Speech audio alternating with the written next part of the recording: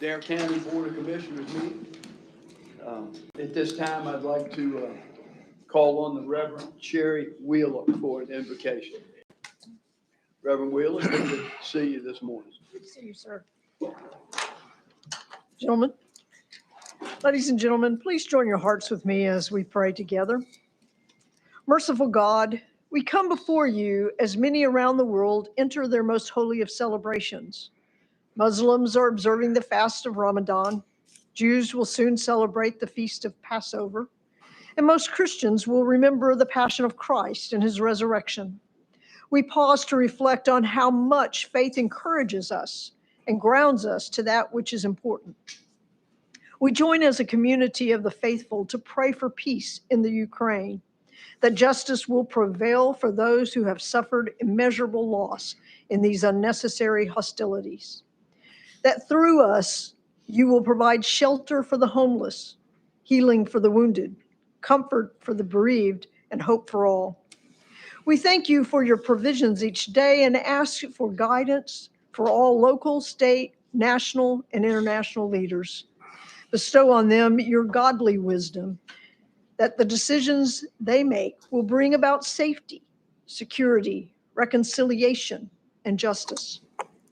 Today, we recognize those who have served the country well for many years. Today, we recognize those who have served the county well for many years. We celebrate with them in their milestones. We also recognize the Employee of the Month who has served the people above and beyond the job description. Thank you for the dedication to our community these people represent. Now be present in this meeting, that the business of the county will be conducted with transparency. Guide us as we prepare for another tourist season, that we will practice hospitality, tolerance, and respect for those who come to our piece of paradise, even when they don't reciprocate. We pray. Amen. Amen. Thank you, Reverend Wheeler. May we stand for the pledge. I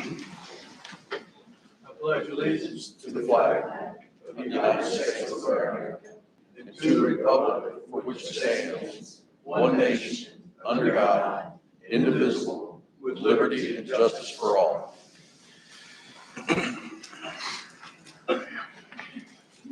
County Manager. Yes, sir, Mr. Chairman. Good morning. Item 1 on the agenda is the chairman's opening remarks. Okay, thank you, County Manager. Just have a few items this morning to go over. We have a couple of exciting things about to take place this coming weekend. First, foremost, on Friday, the 8th at 2 p.m. in the afternoon, we will be doing a ribbon cutting for the College of the Albemarle. Really, really exciting to see that come to fruition in Manio. Let me just give you a couple of program offerings that they will have right here in Manio. Now, keep in mind, this is the curriculum that we'll offer right here in Manio. Associates in Arts, Associates in Science, Associates in Arts Teacher Preparation, Associates in Science Teacher Preparation, Associates in General Education, Associates in General Education Nursing Pathway, Associates in Fine Arts, Visual Arts, Basic Law Enforcement Training, Business Administration, Global Business, Criminal Justice, Early Childhood Education, Fundamentals of Computer Programming, HVAC, Certificate of Diploma, Health and Fitness and Science, Certificate and Associates in Applied Science, Health Information Technology, Health IT Foundations, Medical Office Administration, Nursing Aid, Patient Representative Certification, Welding Technology. Those are just some of the curriculum. Let me just give you some of the continuing education courses. CPR class, community health worker, drones, emergency medical science, Excel, hospitality leadership, introduction to electrical, marine diesel engine repair, medical assistance, notary publics, North Carolina vehicle safety inspection, certification, nurses aid 1, nurses aid 2, OSHA construction safety, pharmacy technician, pool and spa certification, and QuickBooks. Quite a bit of curriculum there that we're going to offer right here in Manio on the campus. So those of you that would love to see the opening and the ribbon cutting, 2 o'clock Friday afternoon. We welcome you to come and see this beautiful facility. If you haven't already seen it, come and look and tour that facility. Another big event, which will take place Saturday between 1 and 5, is the opening of the bridge. Danny, who would have thought we'd have seen 3 in our lifetime within a span of 4 or 5 years? It's incredible. They'll be able to, pedestrians will be able to walk and bicycle across the span between 1 and 5. The dedication will be at 1 o'clock. It'll be a short ceremony. For parking, if you need parking, that'll be at the Rodanthe Wave Salvo Community Center and also at the Rodanthe Beach Access parking lot. So once again, another huge event for us this coming up this weekend. And certainly last but not least, I don't know how many of you have followed this, but this is a great program that takes place on the Outer Banks pretty much annually, and that's OBX History Weekend. That occurred from March the 30th through April the 2nd. It was a symposium they entitled it Searchers of New Horizons. And the OBX History Weekend included public-oriented symposium on art and artifacts, exhibitions, and site tours, living history, and they even had a live concert. They featured some of the world's top authorities on North American colonization and aviation. It was some 25 plus speakers over those courses of 3 or 4 days, which clearly confirmed that the Outer Banks was certainly the land of beginnings. And the attendees certainly had an opportunity to engage with those experts on the topics that they presented.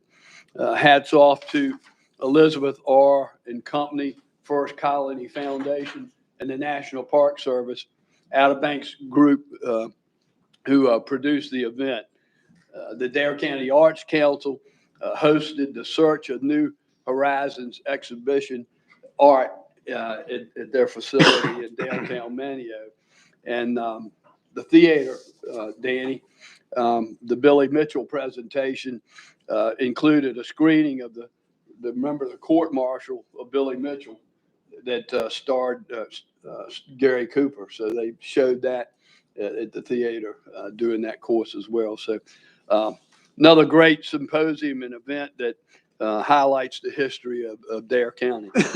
So with that being said, County Manager, that completes Chairman's comment. Thank you, Mr. Chairman. That takes us to item 2 on the agenda, and that's the presentation of service pins. This morning, we have 130 years of service that we're going to acknowledge this morning. First on our list, we have Chuck Lysette. Chuck's going to receive his 10-year pin from Sheila Davies. Good morning, Sheila. Chuck? Good morning. Good morning. It's my pleasure to present Chuck Lysette with his 10-year service pin. If you think it seems like Chuck has been with Dare County a lot longer than 10 years, you're correct. Chuck was originally hired by Dare in 2003 as a social worker and worked for the department for 7 years before moving from Dare County to accept the foster care supervisor position in Cabarrus County. Chuck realized in a relatively short time, though, that sailing on Lake Norman just wasn't the same as sailing on the Albemarle Sound. And fortunately for us, he returned to Dare County in 2012 as a social worker. He was promoted to Child Protective Supervisor in 2013 and promoted again in 2017 to the Social Services Director. Chuck is the epitome of professionalism, and it's a value he holds dear. Whether in dress or conduct, Chuck sets a high standard for himself and certainly models the way for professional behavior. Interestingly, one thing that may surprise people and seem a bit conflicting about Chuck's persona is his choice in music. I learned this from staff. One staff member shared an account of when she and Chuck were transporting a youth from jail to a court date back in Dare County. They were listening to music in the car and heavy metal was playing on the radio. The youth exclaimed in a shocked tone, "You used to be a headbanger, Mr. Chuck?" To which Chuck replied, "Yes, and that even back then I had hair." Chuck takes great pride in his service to Dare County and the community and has expressed his gratitude and appreciation for being mentored by two of Dare County's great social services leaders, Sandy Brookshire in her role as Child Protective Services Director, and Jay Burris as the DHHS and Social Services Director. I have had the good fortune of supervising Chuck since 2018 when Jay retired, and I'm so grateful for Chuck's knowledge and his dedication. Chuck has a wealth of knowledge about social services operations, and if ever there is a question he does not know, he always knows how to find the answer and is never afraid to ask. In addition to all of his regular duties over the past couple of years, Chuck has also ensured he and the department were up to date and prepared for the changes related to Medicaid transformation. Additionally, during that same time, he served as the department's liaison for our facility expansion and construction project. Chuck did an exceptional job coordinating all of the details and communications related to the expansion. These additional duties did not come without headache and stress, but I'm really very appreciative of Chuck's leadership during this time.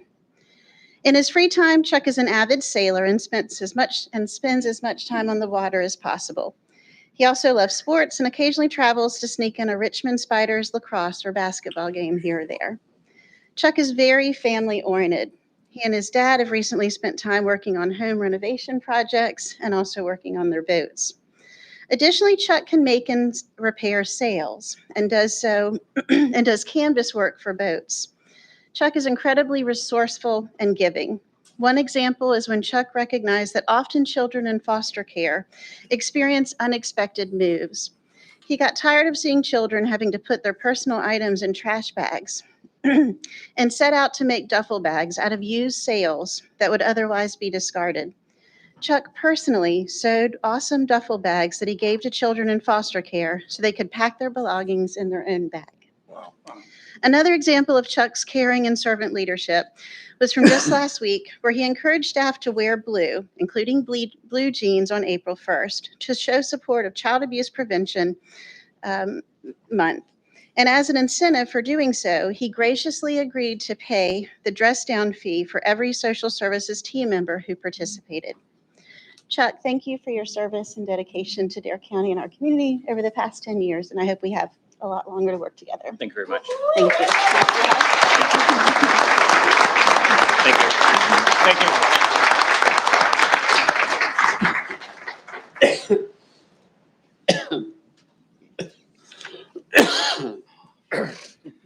Next, we have Emily Cunningham, our senior foreign language interpreter, and she'll receive her 10-year pin from Debbie Dutton. Good morning, ladies. Good morning, commissioners. It's great to be here this morning. Thank you for this opportunity. And it is my pleasure to present Emily with her 10-year pin. Emily began her career with the Dare County Department of Health and Human Services in April of 2012 as a processing assistant. Since then, she has been promoted to senior foreign language interpreter in December of that same year. The number of non-English speaking patients has grown tremendously, and it's team members like Emily, with her kind heart, her compassion, and her dedication to our patients, that make them feel more comfortable and welcome in a new and different situation. She connects with her patients and their culture to create a feeling of comfort when seeking medical care. From babies and young children to teens and young adults to our older adult population, they find comfort in knowing they have Emily who understands the importance of being able to speak to them in their own language. When Emily is not interpreting, she is one of the first faces to greet our patients as they come through our door. Customer service is important to Emily, as well as making sure that scheduling, registration, eligibility, and all other front office tasks are completed without flaw. Because of her impeccable work ethic, Emily is also responsible for training new staff. We have hired several individuals over the course of her tenure. She is precise, detailed, and professional in providing the guidance and training to make any new staff member successful. She considers that her success is measured by the success of others who she has mentored. Emily's position is vital to clinic operations. She is a champion for our patients and dedicated completely. And we appreciate the last 10 years that you have given us, and we are planning on many, many, many more. Thank you.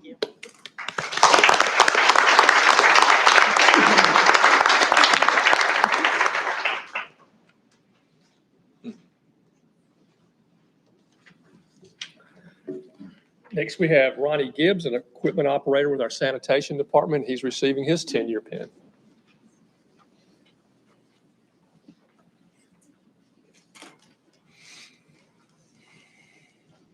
Good morning, gentlemen. Good morning. Good morning. First, I would like to say a few things about this gentle giant over here.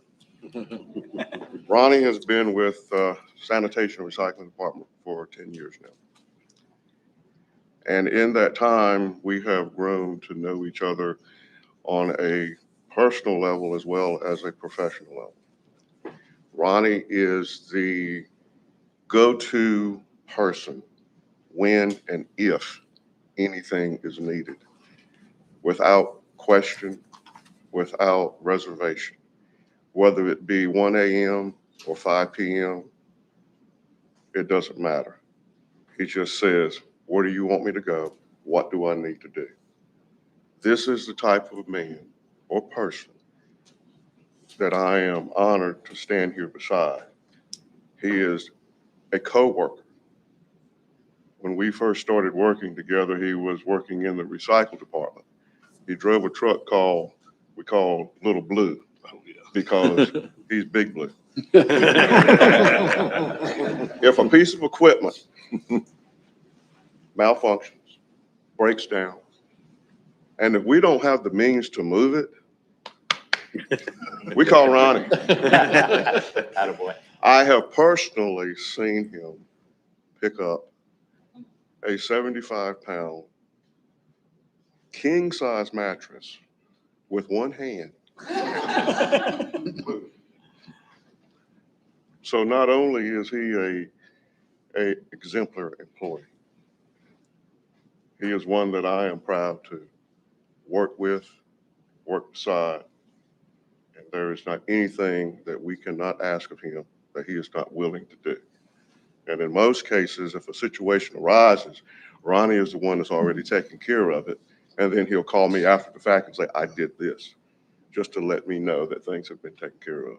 I am proud of him, and I'm proud to call him a friend and an employee of Dare County. And Dare County is privileged, in my mind, to have him working with us. Ronnie, thank you. Amen.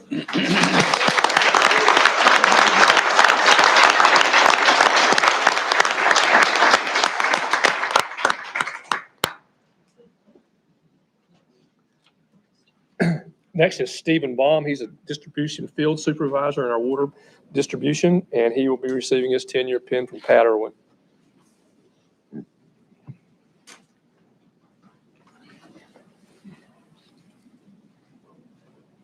Good morning, gentlemen. Morning, Mr. Chairman. Morning, members of the board. We are here to give Shane his 10-year pin in service with the county. Shane worked for the town of Nags Head for 11 years before bringing his experience to the big leagues and joining the Dare County Water Department. He then spent 6 years working as a distribution system technician in the regional water system. At that time, he accepted the challenge of becoming the field supervisor for South Distribution on Cape Hatteras.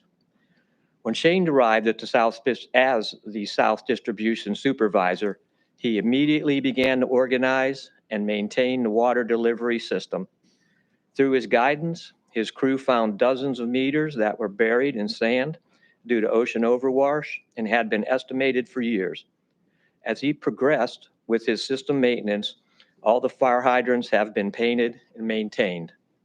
Shane then started a project of locating, identifying, and exercising all the valves in the system. He was instrumental in initiating the process by which we now complete work orders by taking pictures and emailing them back to the customer service staff member who created the work orders. This expedites the response to the customers, but also documents the completed work order. Before the tourist season began in 2021, Shane lost four of his 5 staff members to the Great Resignation, all within 3 weeks. Shane and his remaining system technician, with supplemental help from the distribution technicians of the North Distribution System, were able to keep up with the work demands of summer on Cape Hatteras. Fortunately, automatic meter reading system was completed in that area, and this saved many hours for the crew. Shane manages in a way to get the job done while maintaining a work environment, a relaxed work environment. His current employees have commented on different and pleasurable it is to come to work with Shane. Shane has commented on how nice it is to have what's needed to get the job done instead of having to scramble to make it work. He states that he is fortunate enough to have a staff that is competent and trained, that all he has to do is support them and help out only when needed. On a personal note, Shane was a high school wrestling coach in Dare County for 19 years, 4 of those as head coach at First Flight. During that time, he coached 3 two-time state champions, 2 one-time state champion, and was the assistant coach on a team that won the North Carolina High School 2A state tournament, with only 5 wrestlers qualifying out of 14 weight classes. He is a founding and current member of the Dare County Motorsports Charity Group that has raised as much as $50,000 annually to support the children here in Dare County, including, but not limited to, supporting the Dare Center's Christmas Toy Drive and establishing scholarships for seniors from each of the 3 local high schools. Shane is a godsend to the water system south of Oregon Inlet, and with his community service, a benefit to all the residents of Dare County. Thank you very much, Shane, for being with us for 10 years. Thank you. Looking forward to the next one.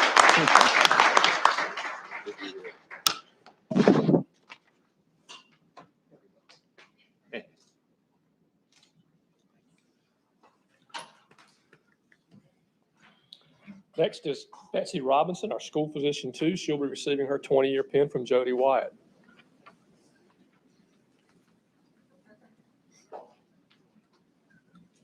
Good morning, ladies. Good morning, Morning. Mr. Chairman and board members. Today, I have the daunting task of presenting a 20-year pin to one of the best nurses with whom I've ever had the honor of working. Anything that I have to say in the next few minutes will pale in comparison to this loving, energetic, and loyal person, but I'll give it a try. Don't cry. Betsy Robinson graduated from COA in 1984. When nurses still wore little white caps, Tom Selleck was Magnum PI, and Lionel Richie partied all night long. As did I. Let's just say she's been a nurse for a while. She began her pediatric nursing career almost immediately when she went to work at the Children's Hospital of the King's Daughters in May of '85. Her pediatric career continued until 2002 when she came to work for Dare County in the Home Health and Hospice Division. But then between 2002 and 2005, she carried various titles, including Baby Links nurse, child health nurse, immunization nurse, and communicable disease nurse. Her personal favorite. Not really. But then in 2005, she found her holy grail of nursing and school health and never looked back. She started at Manio Elementary, but moved to Nags Head Elementary for the 2006-2007 school year and has been there for the last 16 years. During that time, she has brought smiles to the faces of students and staff alike, reading in classrooms for Read Across America Day, putting on fun skits to teach students about sun safety, dressing in costumes that make us all laugh, and of course, providing experienced, compassionate nursing care to every student who enters her office. She is always the one to let them know, you will be okay. She has been a Dare County Employee of the Month and a DHHS Employee of the Quarter. She served on multiple community task force committees and has been a guest speaker at an Eastern AHEC School Nurse Conference. Betsy has been a mentor for numerous new school nurses and even many Dare County students interested in entering the healthcare field, one of whom happens to be our newest Dare County school nurse right here. And yet, after all of this, Betsy's lasting legacy in Dare County may not even be her pediatric nursing prowess, but rather that soulful singing voice that I dare anyone not to fall in love with. She's been singing in various groups since the age of 17, and I just found out Mr. Overton was one of her bandmates back when she was 19. He was our drummer. She has, over the last 6 years, been lead singer of the band Full Circle. She is the queen of the national anthem and a gem when it comes to writing her infamous Christmas ditties for DHHS. I have personally worked side by side with Betsy since 2003, and I couldn't ask for a better sister in arms than the one I have standing beside me now. She is retiring in August of this year, which makes this pin presentation a bittersweet one. While she is eagerly awaiting the day, and we are all begrudgingly excited for her, I can say with the utmost confidence that we will all dearly miss the heart that Betsy brings to our team. Happy 20 years, Nurse Betsy.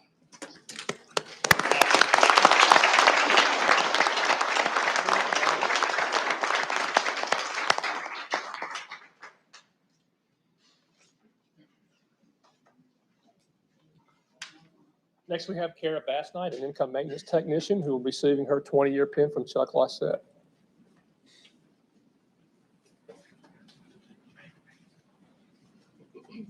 Good morning again. This is Kara Bassnight. She started her employment with social services in 2002 as an income maintenance caseworker in Medicaid in the child care subsidy program. She eventually became 100% child care subsidy. In this position, she assisted parents with finding and affording child care. In May 2019, when the child care subsidy program became more automated, she was moved to adult Medicaid, one of the department's most complex economic services programs, assisting the elderly and disabled with medical expenses. Kara's attention to detail and organization served her well in this position. In September 2020, Kara moved to the administrative unit as an income maintenance technician. Her income maintenance program knowledge serves her well in this role, and soon after transferring to this position, she assumed the lead role at the front desk. Kara is married to Scott. They will celebrate their 24 years this month. She has one son, Dalton. Outside of work, she serves as on the administrative council of her church. In the years with social services, Kara has had 5 supervisors, and not surprisingly, they all say the same thing about her. She is dependable and punctual. She is compassionate and caring. She has patience and truly cares for the people she works with. She is conscientious, mature person who takes extreme pride in her work. We're very lucky to have Kara. Congratulations.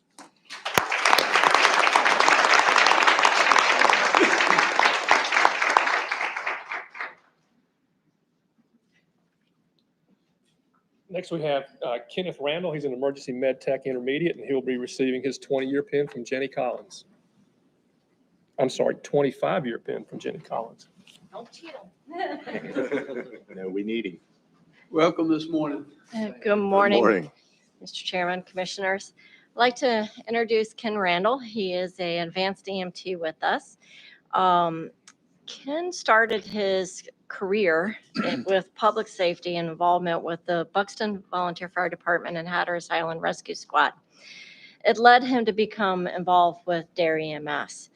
One of the things that he wanted to do is give back to his community. And so the involvement in those two particular organizations and then leading into Dare County EMS was very important for him.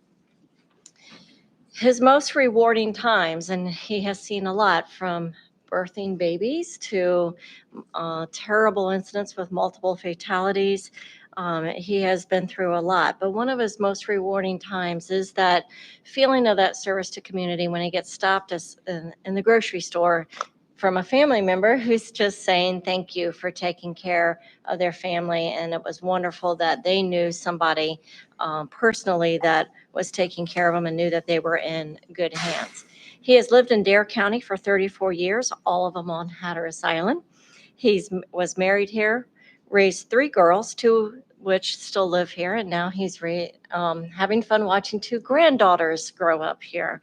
He's an avid beekeeper and has gotten award-winning honey from that, and enjoys hunting and fishing and serves as the assistant pastor at his church, Hatteras Island Christian Fellowship. So Ken, thank you for your 25 years. I don't know that we'll get 25 more, but I hope it's many, many more. So thank you very much.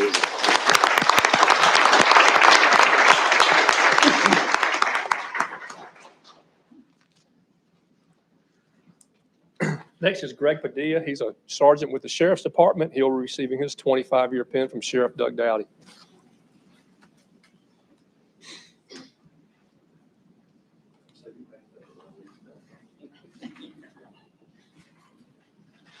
Y'all took our thoroughfare from the middle and made us go all the way around the end. A big crowd in here this morning. That's true logistics, Sheriff. Good morning, everyone. Good morning. Nice to see y'all.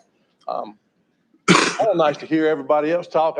I think when I retire, I want a woman to come up and give mine because they do such a nice job about talking about it. They're going to be better, so they're going to put me to shame here in just a minute. So I'm going to try.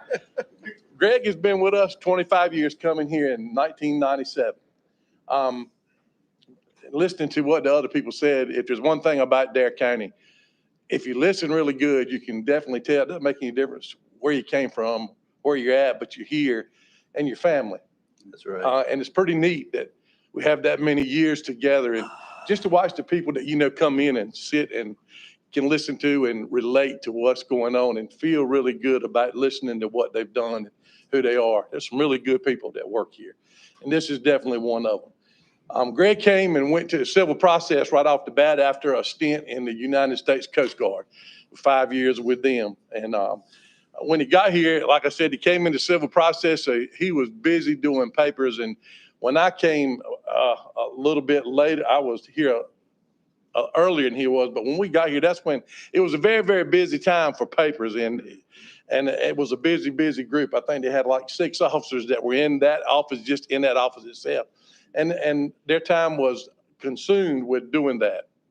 And Greg worked his way through it, worked his way up, and very, very knowledgeable about civil papers and about what to do. And I think him and Marilyn Cahoon were 2 of the sharpest that we had, and both of them did the executions, which is a terrible thing, and can get the sheriff's sued. So I really do appreciate what he does and knowing how he knew what to do with it.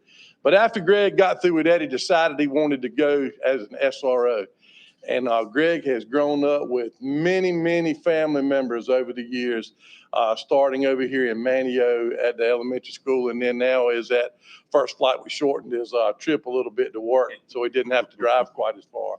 So he's got to see all those kids. And, you know, even though you're around kids all day long, you really don't get to see a lot of adults unless you can catch a teacher, eat lunch. So it's a tough job, but he has loved it. He keeps himself very healthy. He's out on the field every day with them as the kids go out and play. When he's not at work, he plays golf, he runs. He's very physically fit. And we've had a really, really good time with him being around 25 years. In December, Greg is getting ready to retire. And that's going to be a holder we're going to have a hard time filling. Don't know that we will. We're definitely going to miss him. We definitely appreciate all he's done. And most of all, we appreciate his friendship with all the families that he's grown up with. And I certainly appreciate everything you do. Congratulations.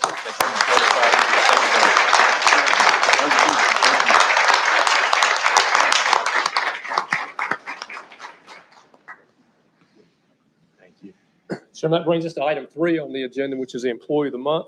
And if David Overton would come forward to make that presentation, please.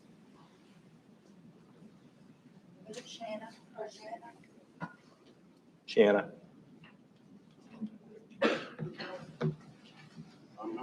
Who's making the Employee of the Month? You are. I'm so embarrassed. I'm sorry, I wasn't told. Is he the Employee of the Month? Well. Sorry, the clerk doesn't. Is it me? Am I the Employee of the Month?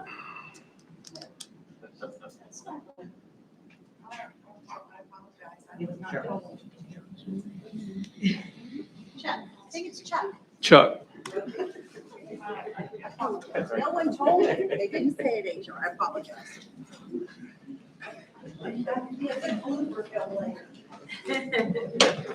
Good morning again. Morning. There won't be one more time you get to see me this morning. So, we've been very fortunate at social services during the pandemic that we've hired some really quality staff who are invested in their jobs. They give 110% every day that they come to work for us. We are fortunate that we are almost full in terms of our positions. And again, today, I was here several months ago to recognize a new staff member for their work and their commitment to social services. I'm here today to recognize another new staff member for their work and services. So Willie Spencer, will you come on up?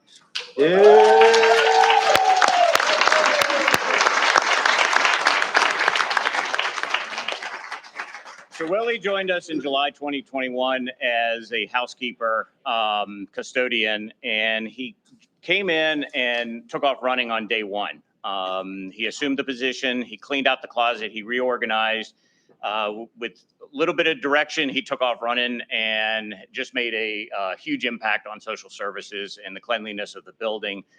It wasn't surprising to see walking down the hall and he's wiping down all of the doors and the trim around the doors. He was up on the ladder cleaning the blinds.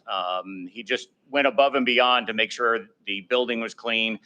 Also during this time period, we were in the midst of construction and we assumed some of the responsibilities for moving furniture so that the flooring contractor and the painters could get into do their job. And Willie just jumped in, hand truck and all, and he was moving some of the biggest pieces of furniture you've seen all by himself, moving them from office to office. And he continued to do that even after construction when people needed their offices moved. Willie has also jumped in to help over on the health side. He's had the opportunity to meet all of the staff, to do some work for them. And it was especially fitting that the custodian over on the health side took a week off and Willie was asked to go over and just help out, make sure the trash was dumped. He cleaned the entire building from top to bottom and you knew he was there because you could just smell that it was clean. So Willie, I want to thank you for the work that you've done over the last couple of months. We look forward to many, many more months and years of your service with us. And again, thank you. Thank you, Willie. And hold on.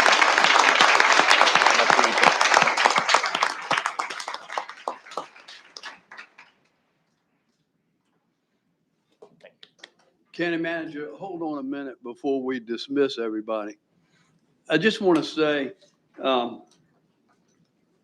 we're in Dare County are blessed to have the talent that works for us in the county. I don't know. I know my fellow board members sit up here each month and listen to the number of years of service. But every single month, they're not just unbelievable, dedicated employees, but did you hear this morning, every single one of them, how much they're involved in their community and what they do in our community? It's pretty incredible, pretty incredible. We can't thank you enough. We're blessed. That's why this board is as dedicated as we humanly possibly can be to our staff. It's important that we take care of you guys. 3 or 4 years ago, we spent over $4.5 million in salary increases. We've just recently added 3 more benefits to your benefit package that will ease some of the pressure that you're under from your benefits and your cost of your benefits. That's why this board believes in in COLAs. We believe in merits. And we're now undertaking another salary study that hopefully we can step up to the plate once again. So on behalf of this board, we can't thank you enough for your dedication and what you do for us as well as the citizens of Dare County. So thank you all, and thank you for your service. Thank you.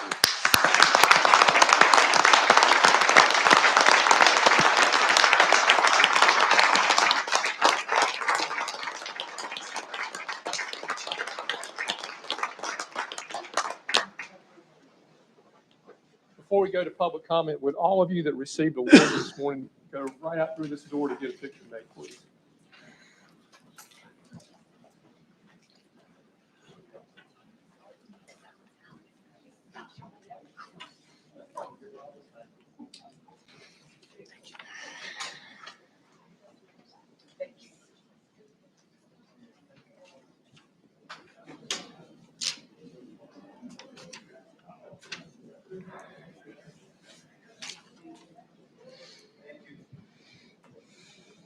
Mr. Chairman, everyone's leaving.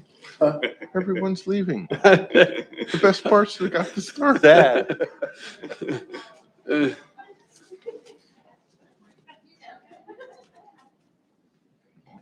Well, it ain't.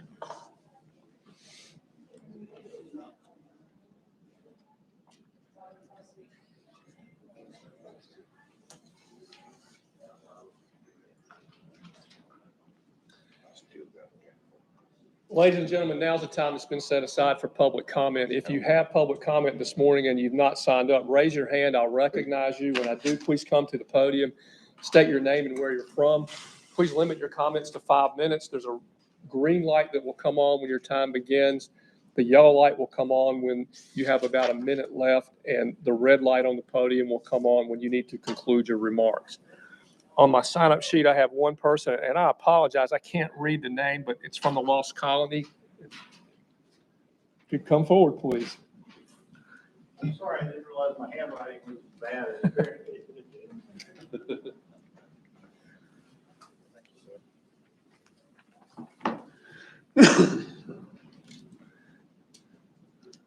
So I wait for the green light. You go ahead and start. All right.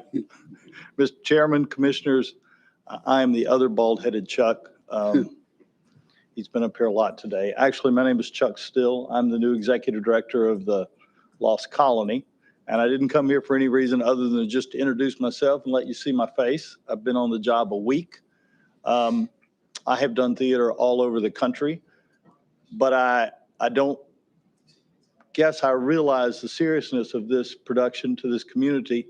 But when you move into a place where the streets are named after characters in the play and every other person who introduces himself to you says if they were in the play 20, 30 years ago, you begin to realize what a serious responsibility it is. And I hope that I will fulfill that responsibility well. I also can say that there's always a little bit of melancholy coming to this kind of event, because you see people get up who've been in the community and are being honored for being there 20 years, and you're always the new guy.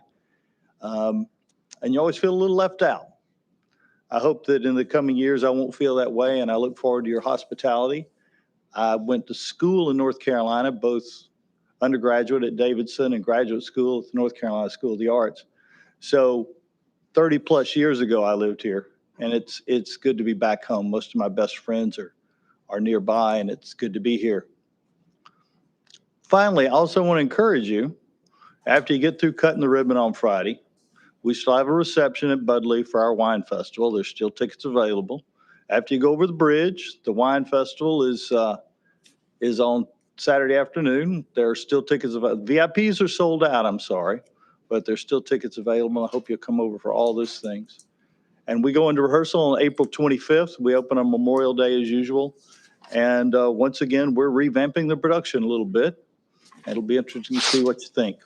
So if you have some thoughts or anything, just give me a call. This is the face of the new executive director, and I'm glad to meet you. Thank you so much, Thank Chuck. you. Thanks, Chuck. Wish you the very best. Thank you. Welcome.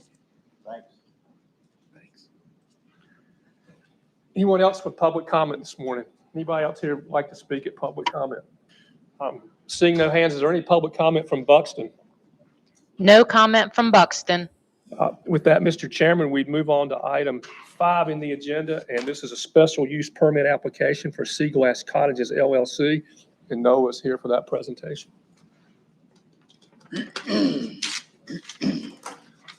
Good morning, Noah. Morning, Chairman, Commissioners. Chairman, just for the record, this is a conditional use permit. I don't know if that's what they still call them. Special use permit. Special use permit. And all the people that will speak with this have been sworn already prior to coming up here. Okay, thank you, County Manager. Seaglass Cottages LLC has submitted a special use permit application for our cluster home development on their property in Salvo. The property is identified as parcel 028338000 in the Dare County tax records and is located at 27242 Sand Street in Salvo. The property is zoned S1 and cluster homes are permitted as a special use. Section 2231 establishes a maximum size limitation of 1,200 square foot of heated space for any structure in a cluster home development. There is currently a 900 square foot single family dwelling on the property that the applicant is proposing to relocate on the parcel to allow for the construction of additional dwellings. The applicant is proposing to construct 7 900 square foot or less 2-bedroom dwellings meeting the requirements of the ordinance. The proposed site plan shows the dwellings being separated by the 15-foot minimum requirement and each dwelling having 1 paved and 1 gravel parking space. The proposed cluster home development will be accessed from Sand Street. Driveway permits will be required from NCDOT and shall be provided to the planning department before building permits are issued. Site plan has been reviewed by the fire marshal and the applicant has agreed to install residential sprinkler systems in each one of the dwellings to meet the requirements of the fire code. Conditions have been added to the special use permit to address these topics. Section 2231.1 states that any structure in a cluster home development shall be occupied on a long-term basis as defined in the zoning ordinance. Long-term is defined as a period of time longer than 31 days. Information should be noted on the site plan and any homeowner's documents should be created for the property stating that requirement. A copy of the as-built site plan will need to be recorded in the Register of Deeds once the infrastructure improvements have been completed. If it is the intention to sell the individual footprints of the structure, then homeowners' documents will be needed. Only the footprint of the structure can be conveyed to individual owners with the remainder of the site designated as common area. The Dare County Planning Board reviewed the proposal on March 14th. They found the conditions in the draft CUP and the site plan were reasonable and appropriate conditions to apply to the proposed use. And Mr. Lake, the applicant, is here as well to answer any questions. Yeah. If Mr. Lake would come forward, come up, please.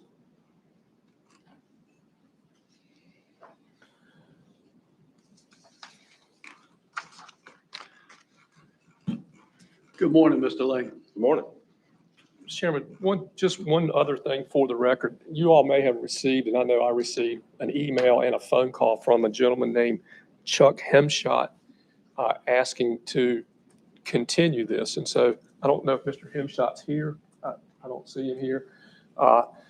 Nonetheless, he asked to continue it. He wanted to have more time to figure out whether he was for it or opposed to it or whatever. And so I just bring that forward to you for the record. And you all can decide how to handle that as you see fit. Okay. With that said, I have a couple of questions for you, sir. One is, do you consent to the entry into the record of all of the documents that are in the county file with regard to this project? Yeah.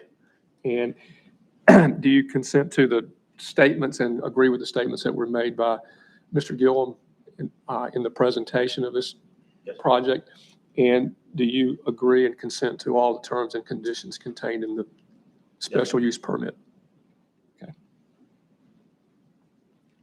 We've got the blinking red light, just small housekeeping item. No, and Noah had to be looking at it during that. Yeah, Pay no attention Time's to up. it. Do any of you have any questions of Mr. Lake or Noah? What's the pleasure of the board? Motion to approve. Okay, there's a motion on the Second. floor by Commissioner Bateman to approve. It's been seconded by I believe Commissioner Couch. Any further discussion? Hearing none, those in favor of the motion signify by saying aye. Aye. Opposed, like sign. Motion carries unanimous, Mr. Lake. Thank you. Thank you. Chairman, item 6 on the agenda, Dave Peterson's here to give us the annual report from Trillium Health Services. Welcome this morning, Mr. Peterson. Good morning. Thank you for having me, everybody. Remote. Make sure you guys can see the screen, I guess? Yes, sir. Okay, We got it. thank you. Well, thank you for having me. My name's Dave Peterson. I'm the Senior Regional Director at Trillium Health Resources, here to give our annual report to you all. Been out here now almost 9 years, so it's good to come out and see a lot of growth in this area. You all should be very proud of what took place this morning. I mean, the awards were phenomenal. So I first want to thank Commissioner Overman and Commissioner Ross for both of them on our regional advisory board, and they have done a fantastic job of speaking for us in the community and for the state. And so first, just want to thank them for that.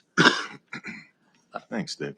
So every year, we want to just make sure folks are aware of our mission, which is transforming lives and building community well-being through partnership and proven solutions.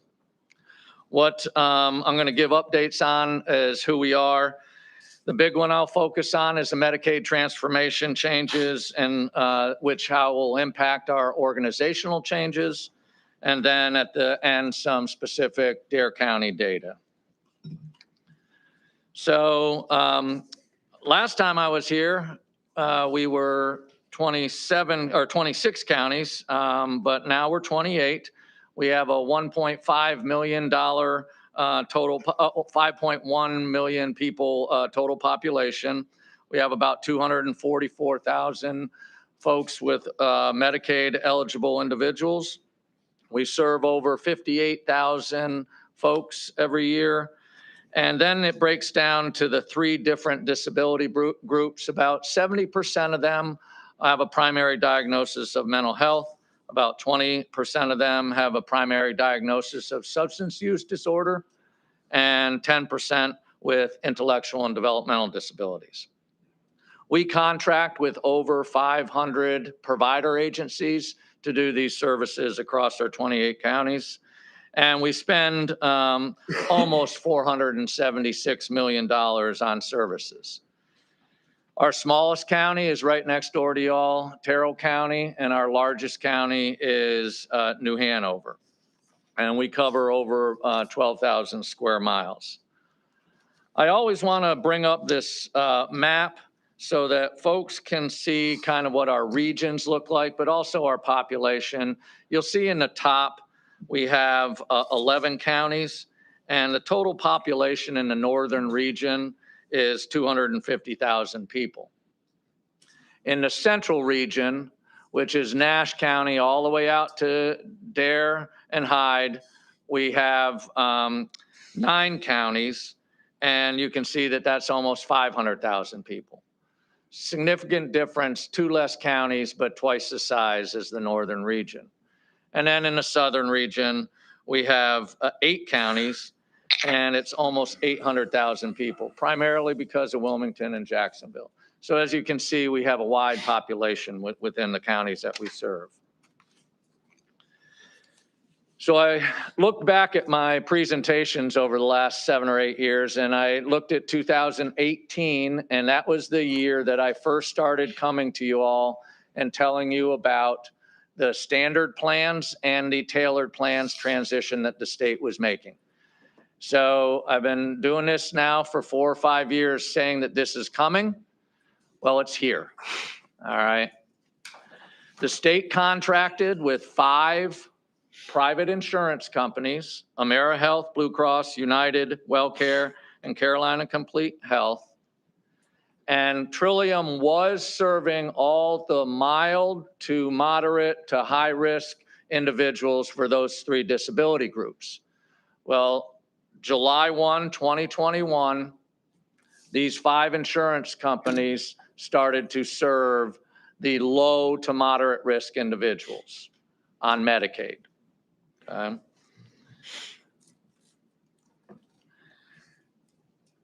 Then the state wanted us to apply to become tailored plans.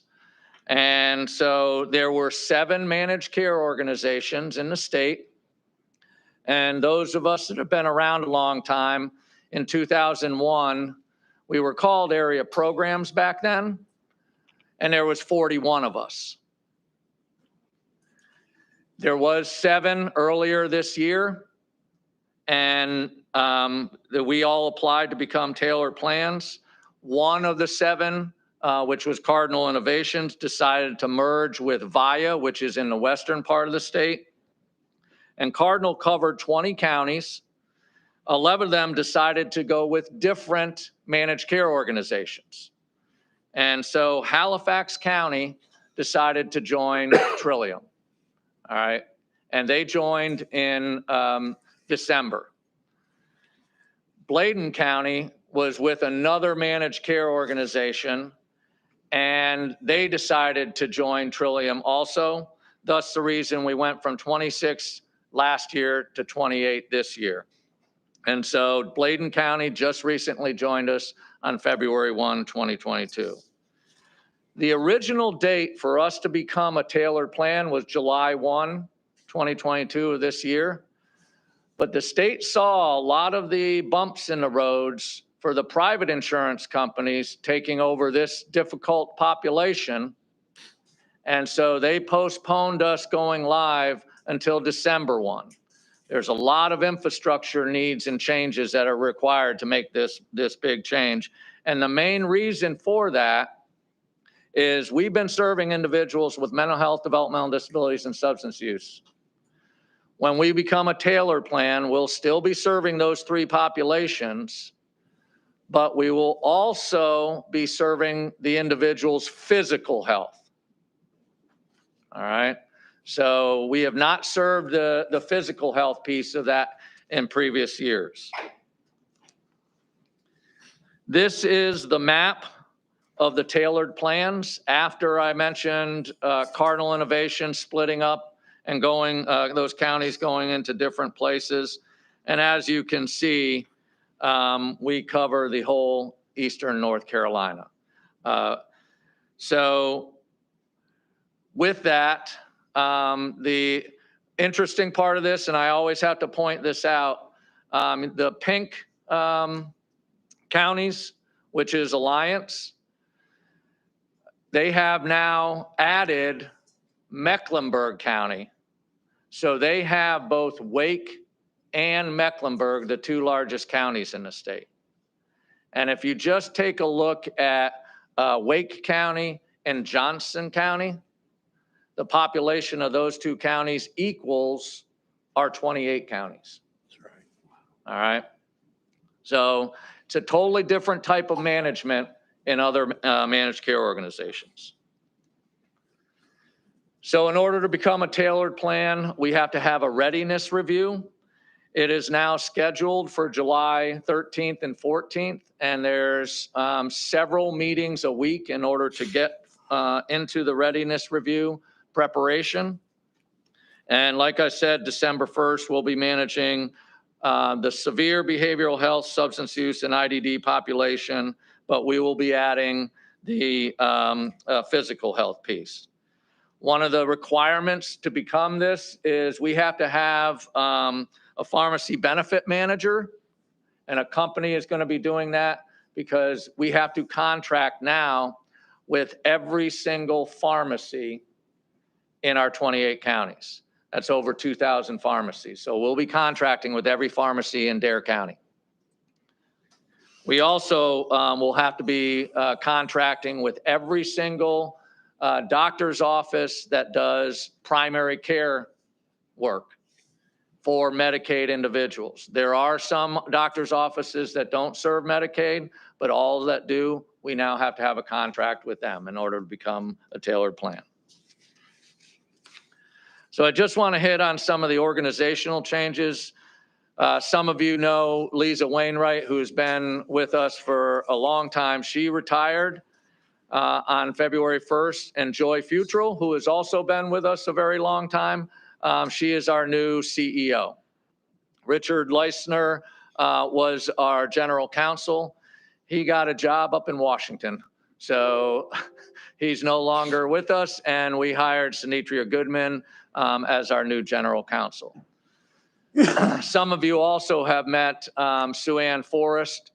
She has a good background in government relations, and she was hired a couple months ago as our director of government relations. And we have had to move staff around because of the tailored plan requirements. And I'll give kind of an example of that in the next slide. Yes. If I could pause just 1 second. I had a chance to speak briefly to Sue Ann at the mobile health clinic cutting, and she indicated a resolution that we had signed regarding foster care moving from local management to a more statewide management had, I don't know if I would use the right word, suspended, or has been stopped to be re-examined. Do you have any update on that? The only update that I know is the state is continuing to look at it. And so I think it's still under development. Okay. So she expressed some optimism that it may not proceed, which is why I wanted to bring it up. Okay. Okay. So some of the other organizational changes that we've had to make to meeting the definition of a tailored plan, we have a call line right now for members and businesses, but we're now required to have a call line just for pharmacies. We're also supposed to have a call line just for provider agencies. We're also supposed to have a call line just for nurses, and like we have now, the current call center that we have. So when I talk about, about 70% of the individuals moving over into the insurance companies, the big difference is we're now needing to take on the physical health. That doesn't mean a reduction in staff. It means we're treating the whole person. And these are just some additional FTEs that we're going to have to add to our call center. Care management is going to have to take a totally different shift to making sure they're treating the whole person. And at our board meeting, it was recommended that we had our disaster response unit come in. And it was recommended that we present this part of our annual report, making sure that all commissioners knew that we do have a disaster response unit. They are meeting with emergency management departments across our 28 counties.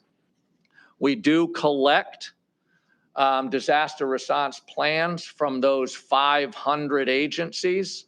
And I'll say the agencies that we prioritize are those agencies that have residential care. In other words, 24/7, 365 individuals, if they need to move, where they need to move to. And so we're gathering those plans. Those are all due May 1st, right before the hurricane season. And then our staff has developed a map to readiness on what our activities and how we work with the communities before, during, and after a hurricane. Some brief project updates, like we do every year. We give out naloxone kits to every county. Roxana gets those and then distributes them however Dare County is liking those.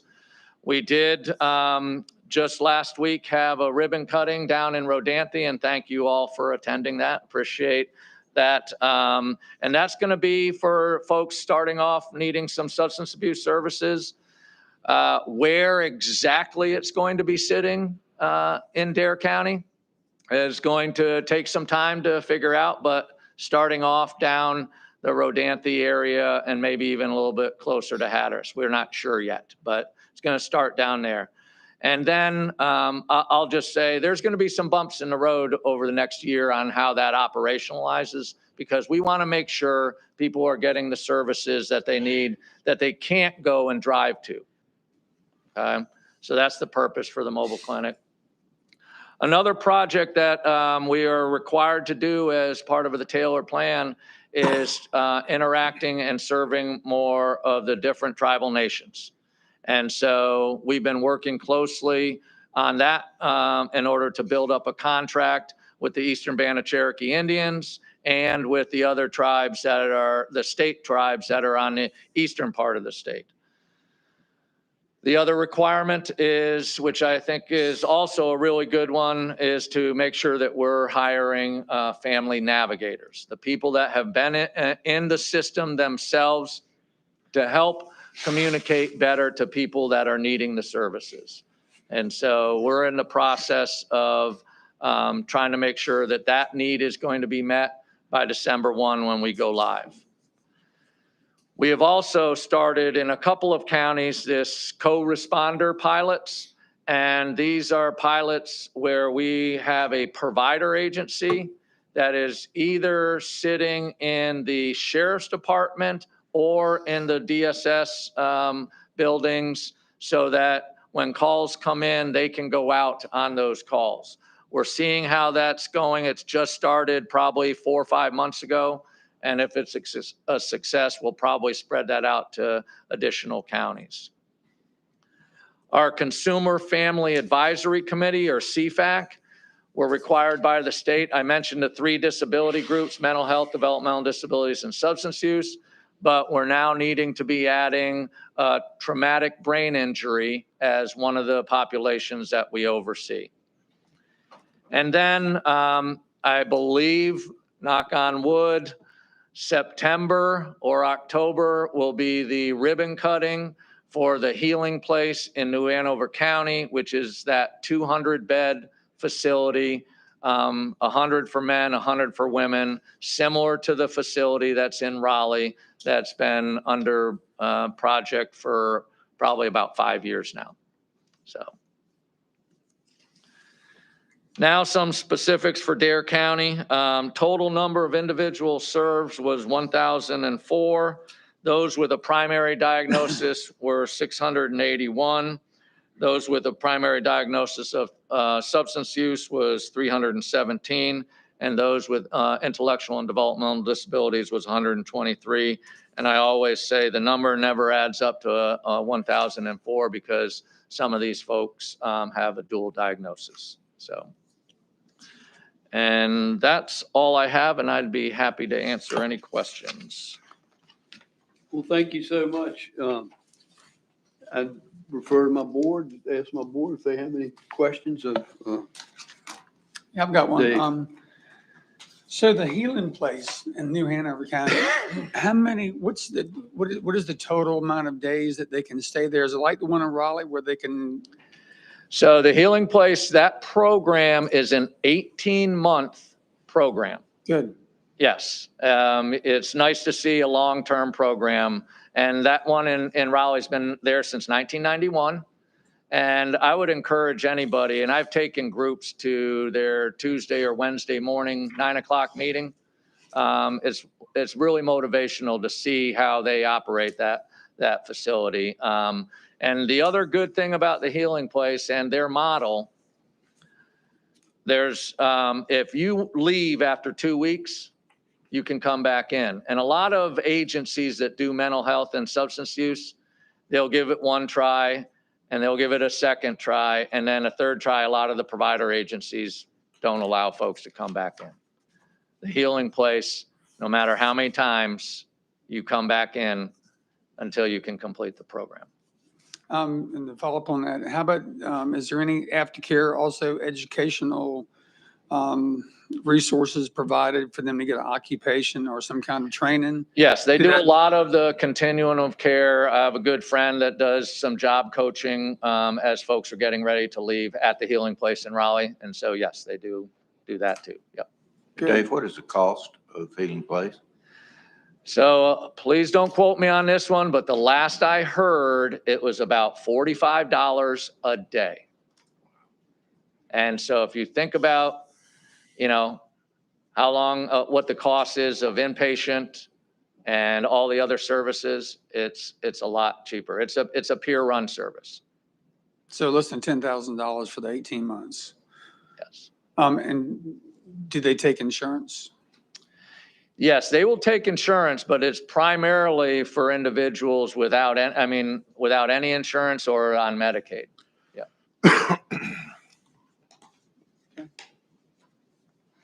Anyone else? Thank you, Dave. Well, Dave, Appreciate all thank you so did. much Yeah, for your thanks, time. Dave. Always very informative, and we appreciate you being here. Thank you. Sure. Appreciate it. Next, we're on number 7 on the agenda, and Noah Gillum's here again to present you a zoning amendment to allow for the expansion of accessory dwelling units. Morning again. In January, the Board of Commissioners requested that the Dare County Planning Board revisit the accessory dwelling unit ordinance and draft new language that would extend the ADU regulations to districts that are zoned single-family residential. This request was made to address the housing crisis and create more long-term housing options throughout unincorporated Dare County.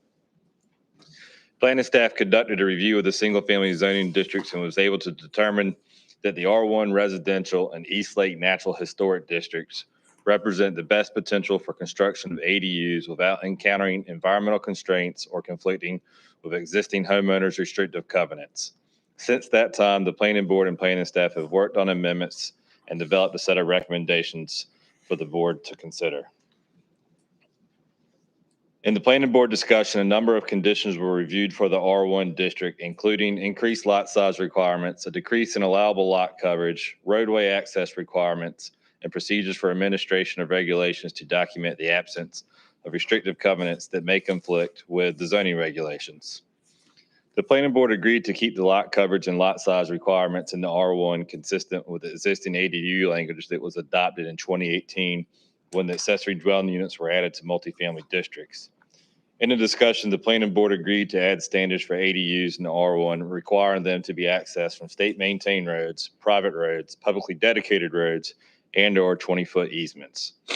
A draft condition was proposed for ADUs in the R1 that would require a property owner with a parcel in a subdivision planning to construct an ADU to provide documentation from an attorney outlining title research and stating a conclusion of whether or not a covenant applies to the property that would prohibit the construction of an ADU. During the discussion, board members were concerned that this language added the potential for additional financial costs to the property owner and could possibly create conflict using the scenario of attorneys interpreting the same covenants differently. Language was then discussed that would allow the homeowner to provide a copy of the covenants to the planning staff to interpret if the covenants would allow or restrict the construction of an ADU. Staff indicated that it was not the planning department's responsibility to interpret or enforce covenants. The planning board directed staff to get the county attorney's interpretation of the proposed language and whether or not it should be included in the proposed amendment. In staff discussion with the county attorney, he indicated that it's not the responsibility of the county to interpret or enforce homeowners associations' restrictive covenants and stated that the language should be omitted and the burden of enforcement is the responsibility of the HOA.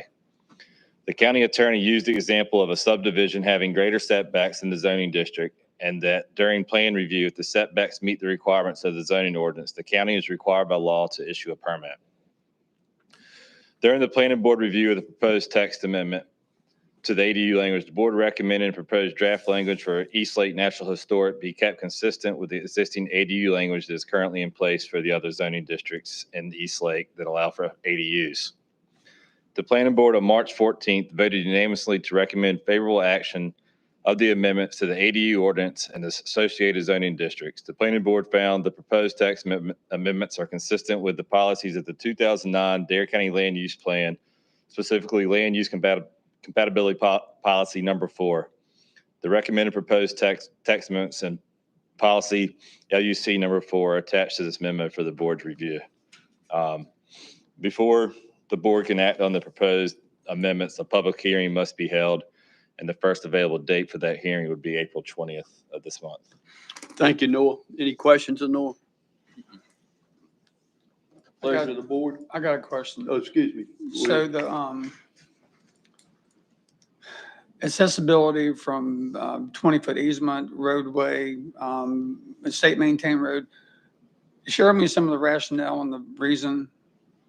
In some of areas under R1, there's older platted lots that are accessed through 10-foot wide easements three people's property, especially here on Roanoke Island. And the board didn't think that increased traffic through those areas would be, appropriate.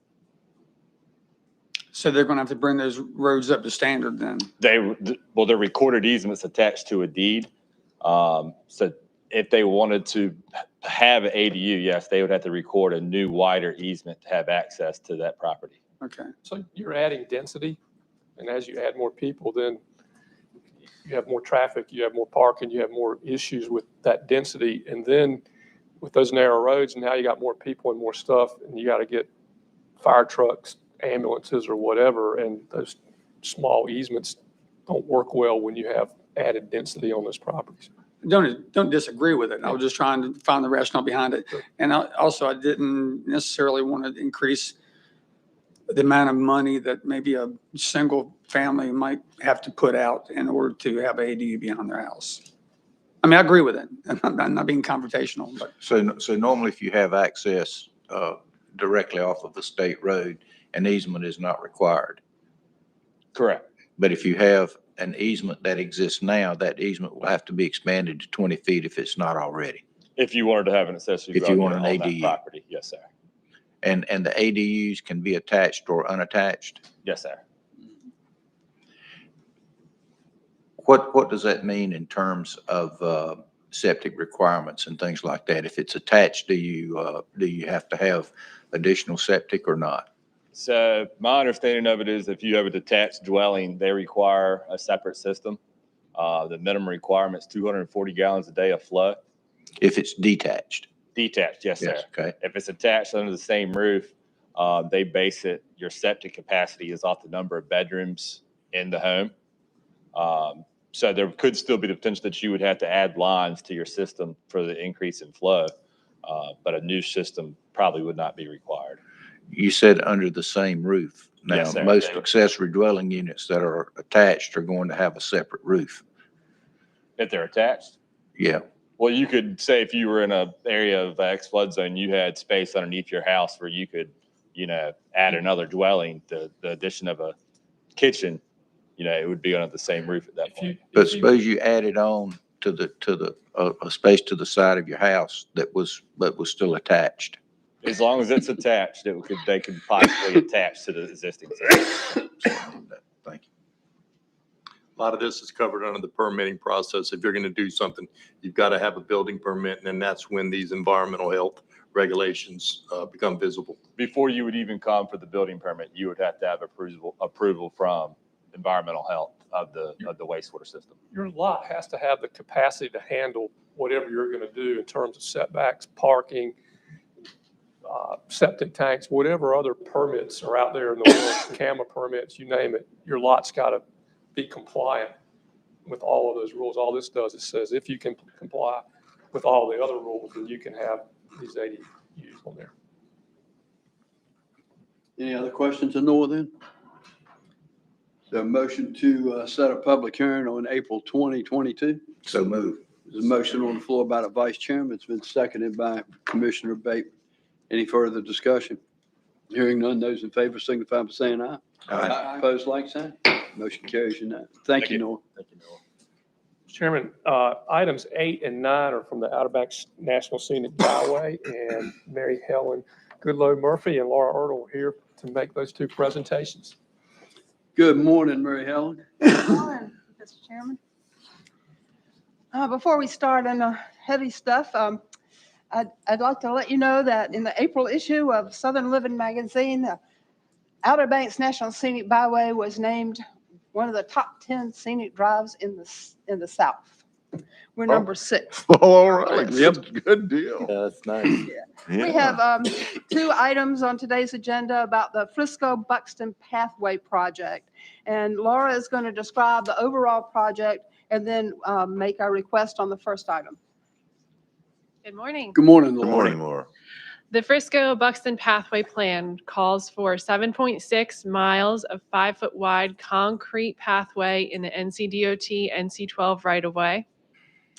The pathway will run from the National Park Service Frisco Bathhouse north to the Valero gas station on NC 12 in Buxton, which is right across from the Dare County Pheasant Center Annex building on the Buxton Back Road.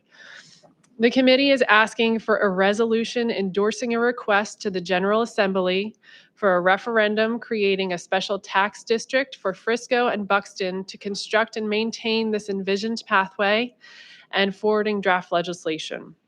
Representative Hanig and Senator Steinberg have agreed to introduce this local legislation. Even if we are successful in winning grant monies and finding the matching funds to construct the pathway, it will still need to be maintained. So the district would include all taxable property in Frisco, a portion of Buxton properties that will run from South Buxton to a straight line bordering the entrance to the Cape Hatteras Lighthouse. The Buxton boundary will exclude properties in the special tax district already created for beach nourishment. A penny tax in this district would yield $62,200 annually.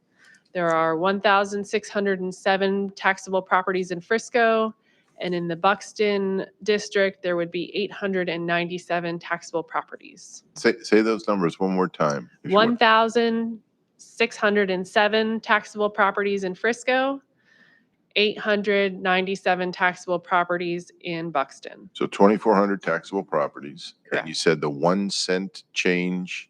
It will yield $62,200 annually. And what do you guys estimate the annual needs for this pathway might be? You have a good idea about that? And part of the maintenance, let's talk about the maintenance situation. Yeah, that's what I'm thinking about.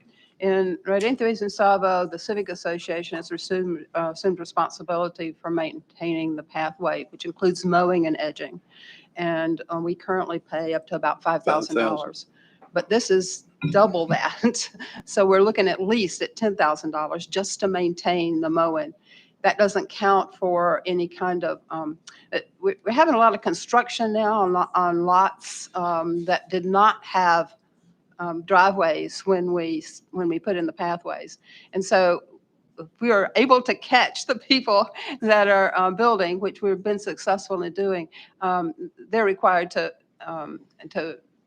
fix the concrete that they break when they do the construction. And NOAA is really good about adding that as a condition of the building permit too. So in terms of the actual building of the entire 7.6 miles, Commissioner Ross, we're estimating 3.5 million.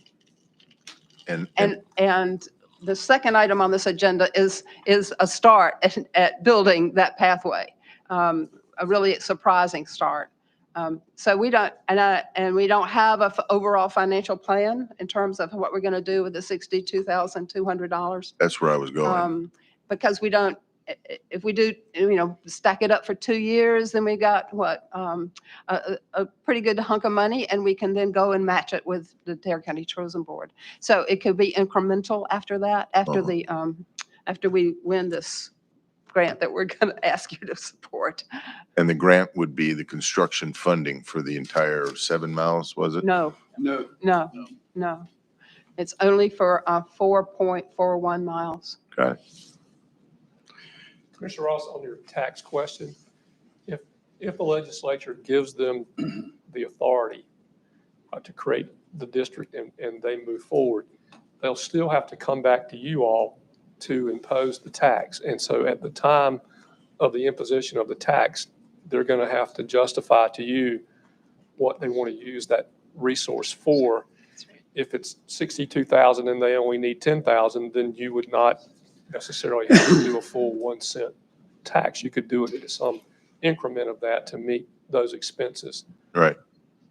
I'd like to encourage the Pathways Committee to reach out to the tax assessor's office when that time comes to get a grip on a figure, whether it's 1 cent somewhere in the middle, or if 5 cents was necessary to at least have the benefit of the educational of his input on that. What it can bear. Commissioner Couch, that's where this information came from. Oh, Right. Okay. Anytime that we come before you, whether it's with the byways or fire departments or any of the other ones, we do exactly that. We ask the tax assessor's office to value the district so that you all will know what amounts generated, and then you can compare that with whatever the request is that you're getting from the entity that's asking. I will say there's been some positive buzz about this. That part of Buxton and Frisco have kind of felt like, well, all the other villages have theirs, where's ours? Right. So I think the timing is really good. Yeah, and Rob, to your question about the maintenance, one of the issues that's happened on the pathways that exist is where the new driveways have been put in, the pathways are skinnier concrete. They're not as thick. Yeah. So when you bring some of the vehicles in there, it's cracking the concrete. Crack, So yep. when they replace them, they're going with a thicker concrete for the width of the pathway. Right. Which is something that, you know, like you said, NOAA is keeping up with it, and that's one of the issues. Gotcha.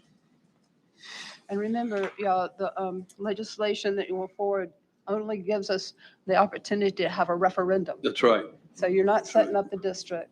You're giving the committee the opportunity to convince folks that this is how we're going to have a pathway. Right. Is with this tax district. When you have that referendum, Mary Ellen, that would be during a normal voting That's period. right. It has Yep. to be during a general election. General election. County Manager, would you read that resolution, please?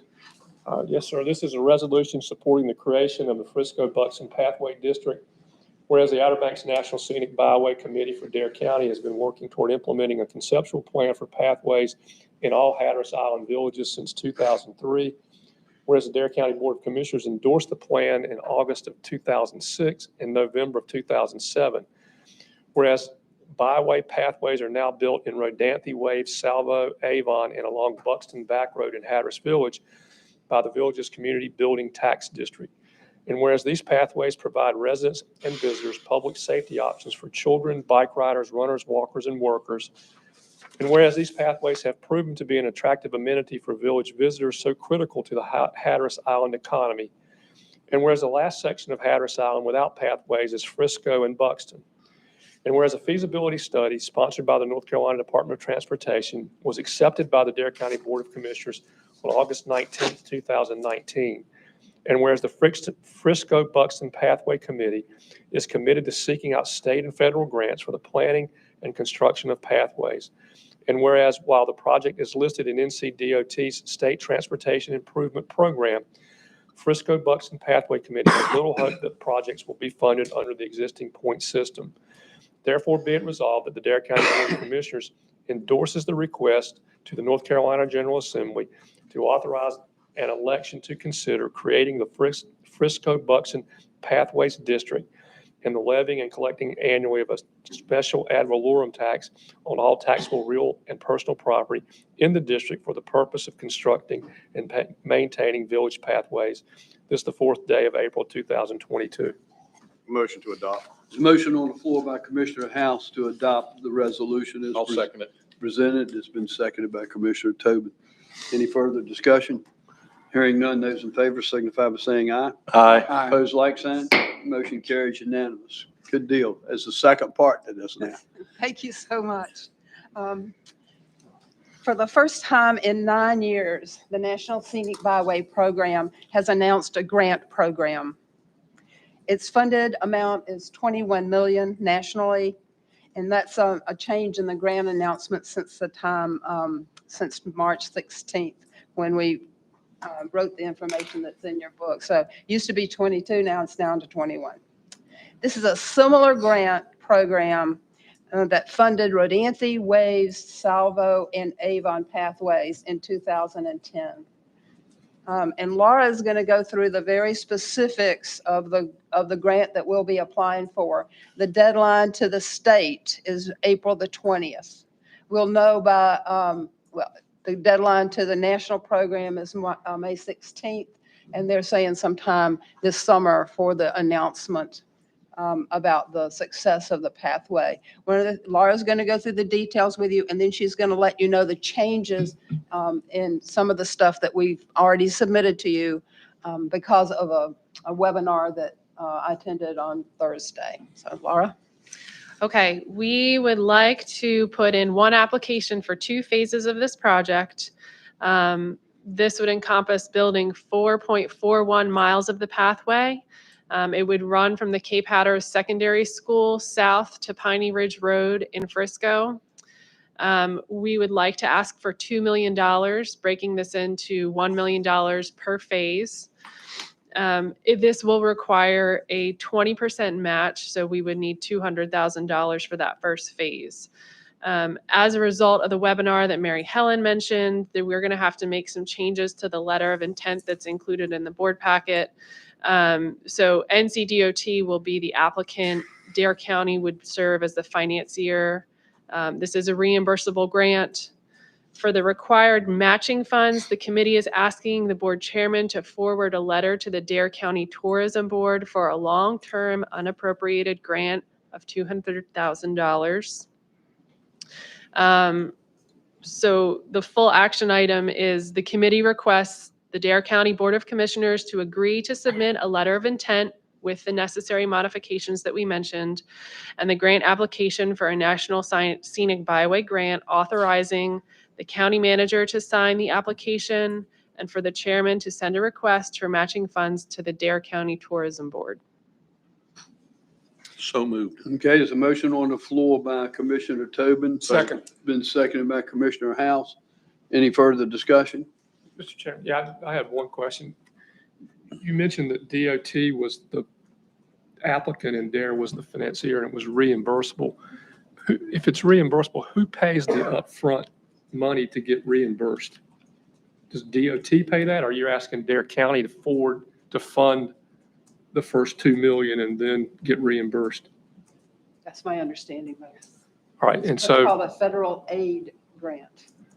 all right, so if we're doing this moving forward, then we're indicating we intend to front $2 million.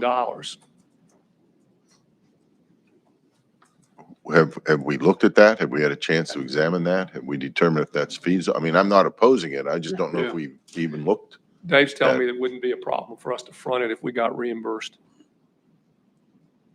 It's about the same amount as you fronted the last time for Yeah, the okay. other Yeah, project. we did the same thing. Okay. Yeah. We hope it's 2 million, but it could also be a portion of that. Any further discussion? Ken, Dan? On a national scale, I'm just looking for some input from you. On a national scale, they've knocked it down to 21 million. You guys have done a great job. There's a lot of intellect that went into this. What are our chances? Throw it. I don't know that they would know Let the me answer let to you know that. that there's a 20-something page technical book that I read about it. And one of the first things I saw was, oh, we got to have a SAMS grant. A SAMS number. I had no earthly idea about that. So I called Sally DePost there in finance because she helped get the DUNS number that we needed for the 2010 grant. And I said, Sally, we need to have a SAMS number. And she says, oh, we've got one. So then I was talking to the Scenic Byway coordinator, and he says, and do you have a SAMS number? I said, yes. He said, that's very good, because there are other competing North Carolina byways that do not have a SAMS number yet, and it takes 3 to 4 weeks to get it. So there you go. We're set in terms of having a number in relationship to the North Carolina byways. Okay. He only mentioned like 2 or 3 others, and he ranks them. And I think y'all, we're in a very good position in terms of being able to tell the national folks, hey, look, you've funded already 8 miles of pathway on this island. Let's finish the job. And I think we've got a real winning argument on that. I admire your enthusiasm. Thank you, Mary. I just hope it comes across in the application. Let's go. Any further discussion? By the way, Mary Helen, I'm happy to write the letter on behalf of the board, but I'm also willing to attend the tourism board meeting to make that request as well. Thank you, Chairman. So, And you got my backing on it. You got my backing. Good. all right, when is their next board meeting? Or, Thursday, it's the third Thursday of the month. okay. All right. Those in favor of the motion then signify by saying aye. Aye. Opposed, like sign. Motion Thank carries you very unanimously. much. Mr. you. Chairman, I'd like to say something. Thank you for what y'all are doing on this. Some people don't understand, but 30 years ago, and I was very fortunate to be a part of it. We did a bike path in the Kitty Hawk, downtown Kitty Hawk, right along the Woods Road. And at the time, Don Connors, a guy named Alan Russell, who was the local engineer, Mark Bassnight's office, who helped fund that path, said, listen, we want to have bike paths that go from the bridge in Currituck, all through Duck, all through Nags Head, Kitty Hawk, Kildover Hills. We want to go to the Hatteras Ferry, to have one path that's completely connected, so every child riding a bike or adult that wants to run, play, do what they want to would have uninhibited passageway without having vehicular interaction. We drew the path up. It's somewhere in DOT archives, but it includes what you're talking about doing right now. So this is a vision that people had a long, long time ago. I can tell you 3 of the individuals on that committee are passed away. So what you guys are doing, it's really, really great. To have a child that can ride a bike without being close to a road is so very, very important. And thank you for your efforts. And I'm fully behind. I know our board is fully behind that. Thank you so much. Thank you, Commissioner. Yeah, from the can you believe it file, I was driving on this same topic or north on the bypass yesterday. And there are 2 bicyclists, 2 young ladies on bicycles on the bypass in that 18 or 24-inch strip of pavement, riding their bicycles, and traffic on the bypass, as you can imagine, and season picking up. And I thought, this is amazing. And then as I drove past, I shifted to the left lane. They were both wearing their COVID masks. I thought, you're risking your life inches from being hit, and you're on a bicycle outside wearing a mask. Tales from the unbelievable side, please. Yep. County Manager? Yes, sir, Mr. Chairman. That brings us to item 10 on the agenda. This is a RFQ that you need to consider from YoungWilliams for social services, child support, and I'll ask Chuck Lysette to come forward and make that presentation. Welcome again, Chuck. Good morning again. This will be the last time you'll see me today. Boy, we're getting a heavy dose of Chuck today. Exactly. Before you have the RFQ for YoungWilliams. They were the only group of individuals that responded to the request. I am requesting that you approve their proposal, and we move forward with a contract with them. Yeah, Chuck, I went through it at some length, and it seemed extraordinarily thorough. They are an incumbent. This is the enforcement side of child support. I presume they're doing a fine job for you all, or They're doing an exceptional job, yes. You and Sheila would not be recommending, so, okay. Yeah, I agree with Commissioner Ross on that. Yes. Okay. All right, pleasure of the board. I've only got one question. On this, it says that this is going to be a 5-year contract Correct. with an option to renew on a yearly basis for additional 3 years. Correct. So we're going to renew this every year for a 3-year. Option 2, if we wish. After that 5 years, yes. After the 5 years. Right, after the 5 years, you can renew for an additional 3. Correct. But the way this reads, we're going to be renewing that 3 years every year. Instead of a 3-year lump contract. I think that what we would be asking you to do is allow a 5-year contract and then allow 1 3-year renewal. So at the end, if we did renew it, we would come back to you at the end of 8 to look at it again. Yeah, it's just written, like Commissioner House says, it's written. Yeah, it's written. Wrong. Correct. So it's, Steve, you're good. I thought it was 3 individual yearly options after 5.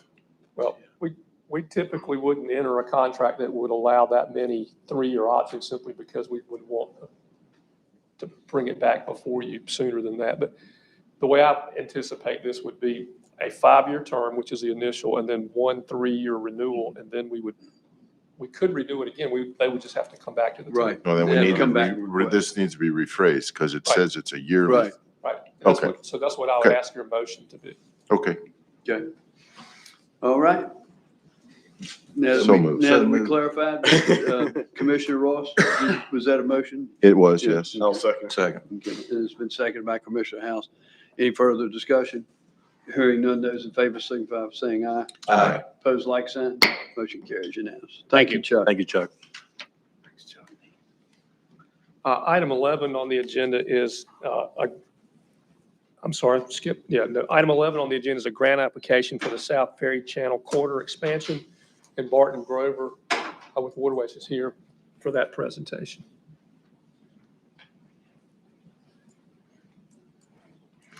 Good morning, Barton. Good morning. As you all know, South Ferry Channel has extensively shoaled in over the last couple months since the last dredging event. We had a meeting with the Coast Guard and the Corps to discuss our options. Everywhere in the existing permitted corridor to dredge is shoaled in to about 2 to 3 foot. So the Merit can't get in anywhere in our dredging corridor. The Coast Guard did some reconnaissance and found a channel that is partially within our dredging corridor and partially outside. We received temporary approval to dredge, and the Merit arrived yesterday and began dredging both inside our corridor and 500 feet outside of our corridor. But if we want to get this whole channel that is going to be dredged permitted, we need to go through a cultural resources survey and other required permitting through DEQ and Division of Cultural Resources. So I'm requesting you all authorize the submission of a grant application to get 75% cost share from DEQ and adopt the resolution to sponsor the South Ferry Channel corridor expansion. So moved. All right, Second. motion on the floor by Wanna read the Commissioner. resolution? Pardon? You want to read the resolution? Yeah, go ahead, County Manager, read the resolution if you would. Sure. As Vice Chairman mentioned. Whereas Dare County desires to sponsor the South Ferry Channel Quarter Expansion to complete a cultural resource survey and permit modification to allow for dredging to occur north of the current corridor. Therefore, be it resolved that Dare County requests the state of North Carolina provide financial assistance to Dare County for the South Ferry Channel Quarter Expansion Project in the amount of $30,000 or 75% of the project cost, whichever is the lesser amount. Dare County assumes the full obligation for payment of the balance of the project cost.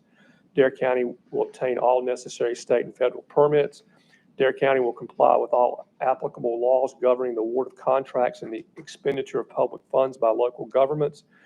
Dare County will supervise construction of the project to assure compliance with permit conditions and to assure safe and proper construction according to approved plans and specifications.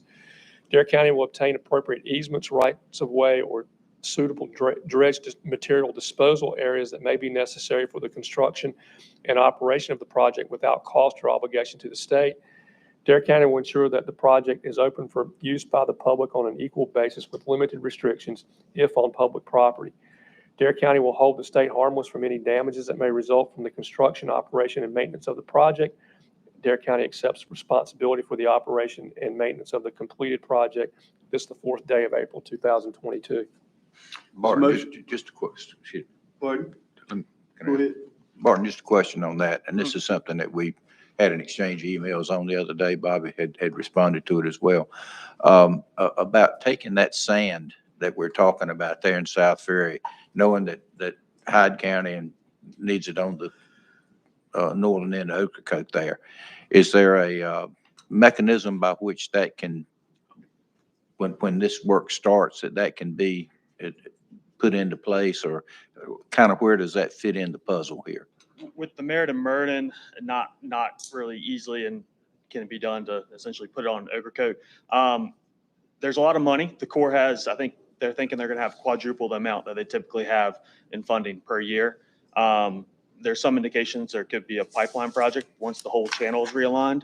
And there's existing Bird Island, DOT Island, that where some of the dredge material will be placed, but they should be reaching out to the Park Service about placing the rest of the material, Ocracoke and the southern tip of Hatteras Island. So Again, what? we're waiting on them. They're waiting on the money. They're not sure. That was a request they put out though. Right, and Hyde County would be included as part of helping out with this. I would assume anything dredged from that, Hyde County side would probably go to that beach, and then anything on Barney Slough would probably go to the southern tip of Hatteras. But the Corps is working on permitting that. Obviously, the Park Service has already done their environmental impact statement, and acknowledge that sand could be placed there in the future. Gotcha.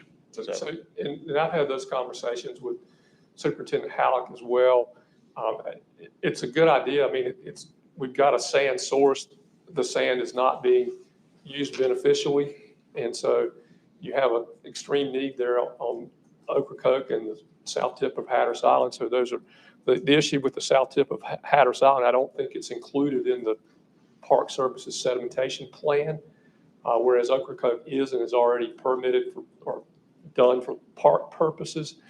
And so, again, it's a good use. It's a good idea. We'll continue to have those conversations. And I think that if the Corps can get a pipeline project, that is a much easier sediment disposal area than even the bird islands because of the permitting and the problems that you have with those islands. So Exactly. And it's a win-win and it's a type of win-win. deal. It gets that sand out of there rather than just blowing it around. Right. And Highway 12 there on the north end of Ocracoke Island, and you can stand in the road and the sea spray hits you in the face. It's right there. And so widening that beach will have a beneficial impact to try to keep access open on Highway 12 into Ocracoke. So from a timing standpoint, Bobby, how does all that kind of fit together? Just guessing. I think it's going to be framed based on the permitting process with the Corps, when they can get a dredge in there, a pipeline dredge in there, and then you've got the environmental windows that you got to deal with. So there are a number of things. If the hopper dredges get the channels open like they're working on now, then you don't have the emergency that you need to dredge outside the dredge windows. And so you may have to wait till the next dredge window opens at the earliest. That would be like October. Yeah, the anticipation is the infrastructure bill projects happen, this winter. And then the funding, if there is funding for Hatteras Inlet, would probably be from the omnibus bill, it sounded like. So if that's delayed, that would probably lead it to the next winter. But again, they just did a request. They still haven't gotten funds allocated for a pipeline dredge. And they would, for that type of project, there wouldn't be matching funds. It would be a totally federal project. Yes. And does that tie into, I know there's some work going on about getting Hatteras Inlet declared a federal inlet. How's all that playing in? Essentially, they want to wait for the whole realignment to occur so then they can put a pipeline dredge in there. Because right now, they're only authorized to dredge that southern tip of Hatteras Island with a pipeline dredge or the Merritt or the Murden. Once it's realigned, they'll have a lot more material that they are allowed to dredge. And the realignment timing, how's that? End of April, early May.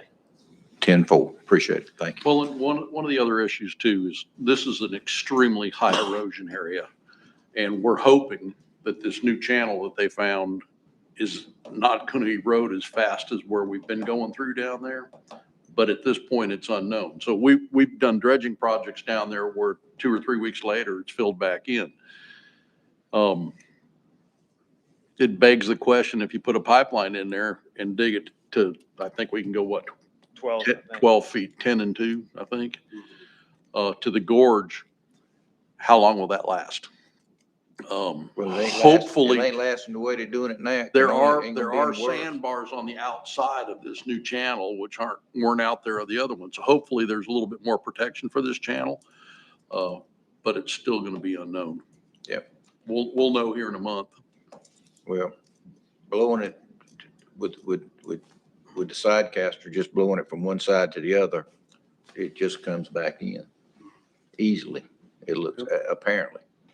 And once Miss Katie is online, hopefully we'll have, a little bit more easier access to get to it. Because right now, with only 2 shallow draft dredges for the entire East Coast and Gulf Coast, we sometimes have to wait. I know Oregon Inlet, we waited 3 to 4 months for the dredge to come back. So if we can get to it every month or 2, hopefully we can keep it open both, down there, South Ferry Channel.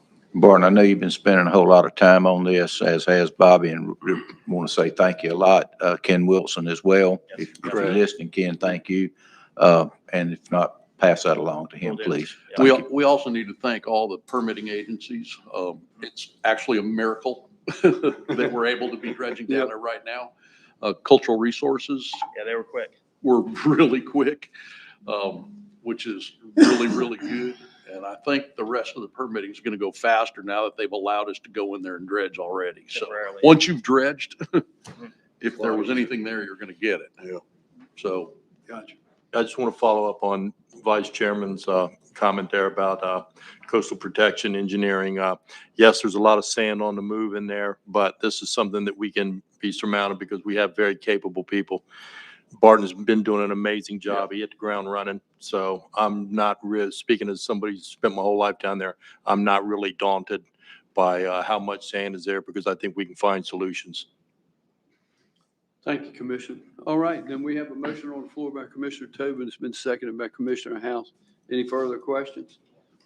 Those in favor of the motion signify by saying aye. Aye. Opposed, like sign.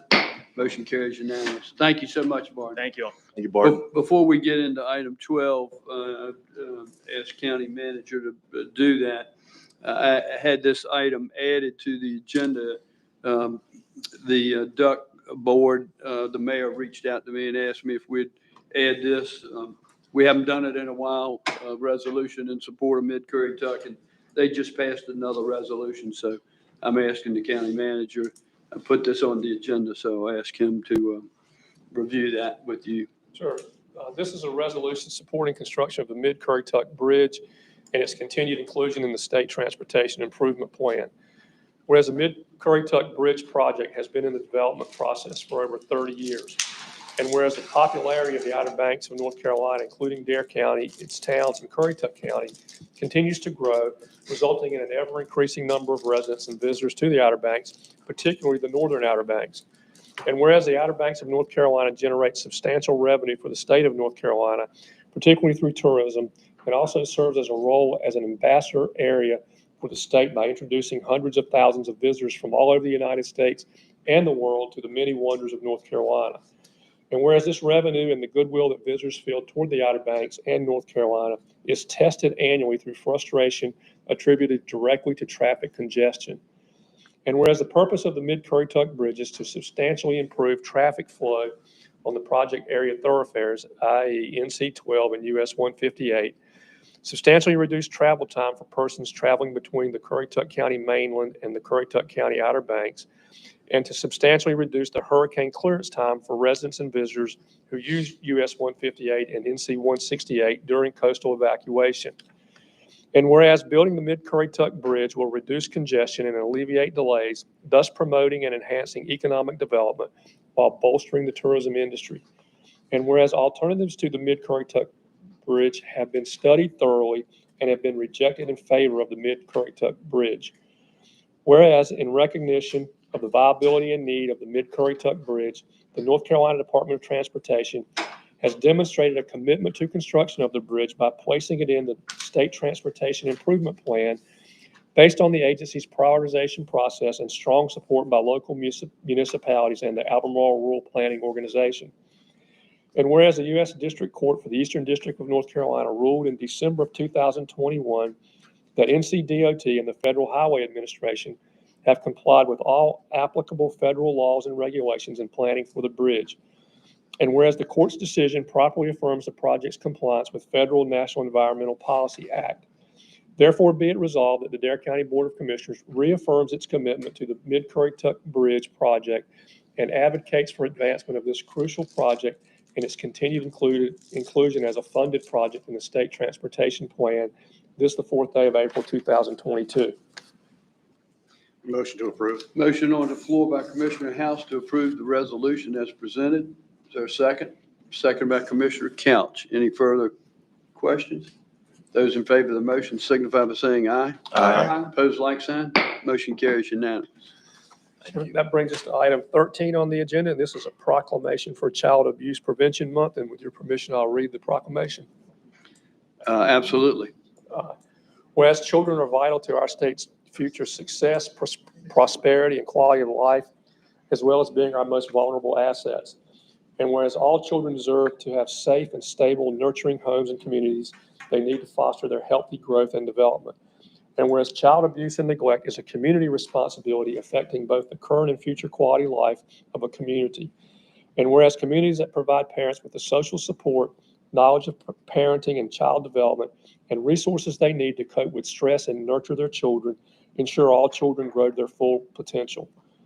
Whereas effective child abuse prevention strategies succeed because of partnerships created among citizens, human services agencies, schools, faith communities, healthcare providers, civic organizations, law enforcement agencies, and the business community. Now, therefore, the Dare County Board of Commissioners do hereby proclaim April as Child Abuse Prevention Month in Dare County and call upon all citizens to increase their participation in our efforts to support families, thereby preventing child abuse and strengthening the communities in which we live. This is the 4th day of April, 2022. Move to approve. Second. I'm sorry, motion on the floor by Commissioner House, seconded by Vice Motion made Chairman. by me. I'm sorry, By House. motion by Commissioner, Vice Chairman Overman, seconded by Commissioner House. Any further discussion? Hearing none, those in favor signify by saying aye. Aye. Opposed, like sign. Motion carries unanimous. All right, Mr. Chairman, that brings us to item 14. This is a proclamation for the Week of the Young Child. I'll read this proclamation as well. Okay. Whereas Children and Youth Partnership for Dare County, in conjunction with the National Association for the Education of Young Children and the North Carolina Association for the Education of Young Children, is celebrating the Week of Young Child, April 4th through 8, 2022.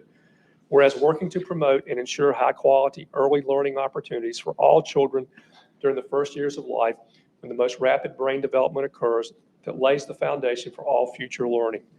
Whereas recognizing, appreciating, and supporting early childhood educators who make a difference in the lives of young children leads to high-quality early childhood experiences for Dare County's youngest citizens.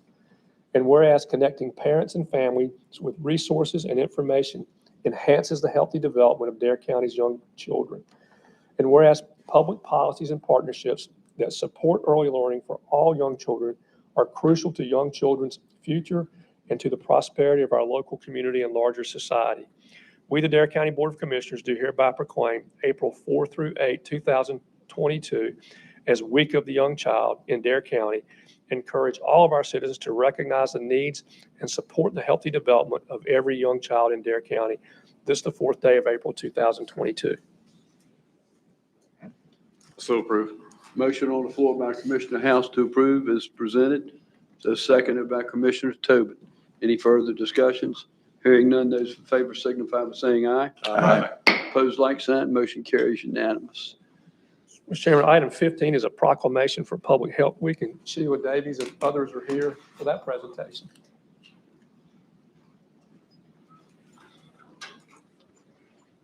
Good morning, ladies. Good morning. I'm Kelly Netton, and I'm the Communications Specialist for Dare County Department of Health and Human Services, and I have two of my colleagues here today with me. Robert Preston is a registered environmental health specialist. He inspects and permits on-site wastewater systems, commercial pools and spas, food and lodging establishments, child care centers, and school buildings, as well as tattoo artists. He's been working with the county for about 5.5 years. I also have Heather Gardner. Heather is a registered nurse. She is also a public health nurse, and she's currently serving as our maternal health lead nurse. Heather sees patients in the clinical setting, with the majority of her time being spent in our maternal health clinic. She has worked in all clinical settings within Health and Human Services, including COVID-19 response. Heather has been with us for 24 years this year. So we are before you today to read a Public Health Week proclamation and to request for you to designate this week as Public Health Week in Dare County. During the first full week of April each year, the American Public Health Association brings together communities across the United States to observe National Public Health Week as a time to recognize the contributions of public health and highlight issues that are important to improving our nation. So we are going to each read a portion of the proclamation. Whereas the Dare County public health workforce is a critical component of our emergency response to natural and man-made disasters and widespread disease outbreaks in our county, including COVID-19.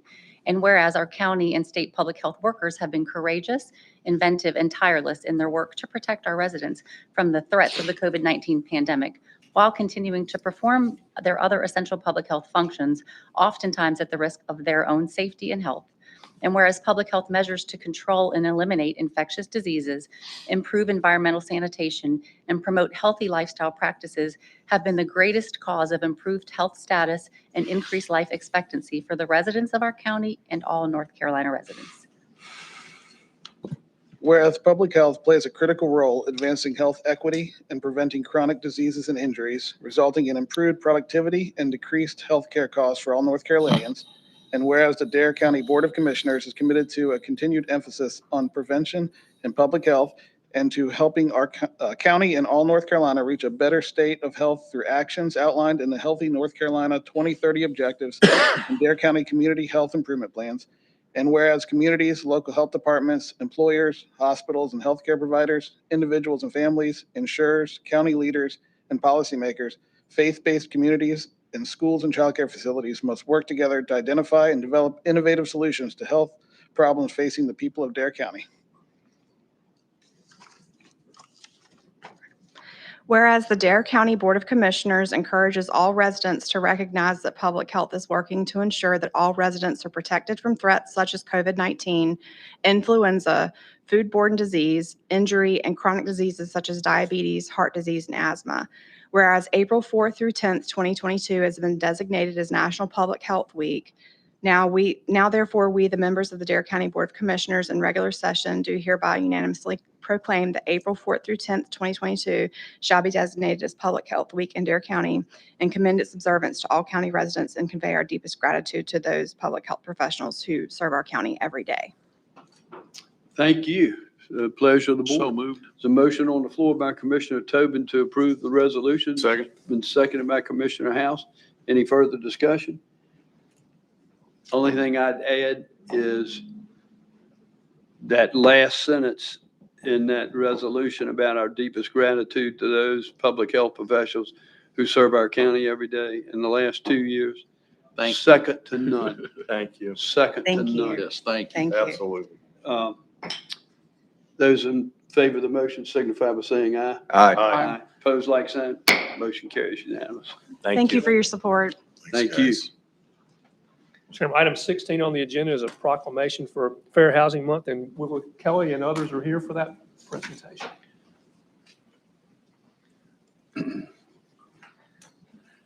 Welcome this morning, Willa. You sat there patiently through our entire meeting. Hello, You should hello, have got on hello. the agenda sooner. I'm going to turn it over to Doug. Doug, good to see you. Good morning. Good morning, Mr. Chairman and Commissioners. Thank you for giving us this opportunity to be with you today. My name is Doug Bridley. I'm the president of the Outer Banks Association of Realtors. The association now has over 1,200 members in residential and commercial sales, property management, as well as lenders, insurers, appraisers, inspectors, and many other affiliate members. With me here today is our Chief Executive Officer, Willow Kelly, and Diversity, Equity, and Inclusion Task Force Chairman, Jimmy Anderson. The board recently approved several initiatives set forth by the DEI Task Force on fair housing and diversity, equity, and inclusion, and that is why we're here today. We'd like to present all of you with a copy of the National Association of Realtors biannual magazine, On Common Ground. This latest issue focuses on addressing the housing shortage and affordable housing issues, that which we are very familiar with in Dare County. We'd also like to make you aware that April 11 marks the 54th anniversary of the Fair Housing Act. The Outer Banks Association of Realtors is committed to ensuring that all prospective home buyers, sellers, tenants are treated fairly and equally without discrimination. To bring further attention to fair housing, we ask that you join us in proclaiming April as Fair Housing Month. The Fair Housing Proclamation is whereas the Fair Housing Act, enacted on April 11, 1968, enshrined into federal law the goal of eliminating racial segregation and ending housing discrimination in the United States.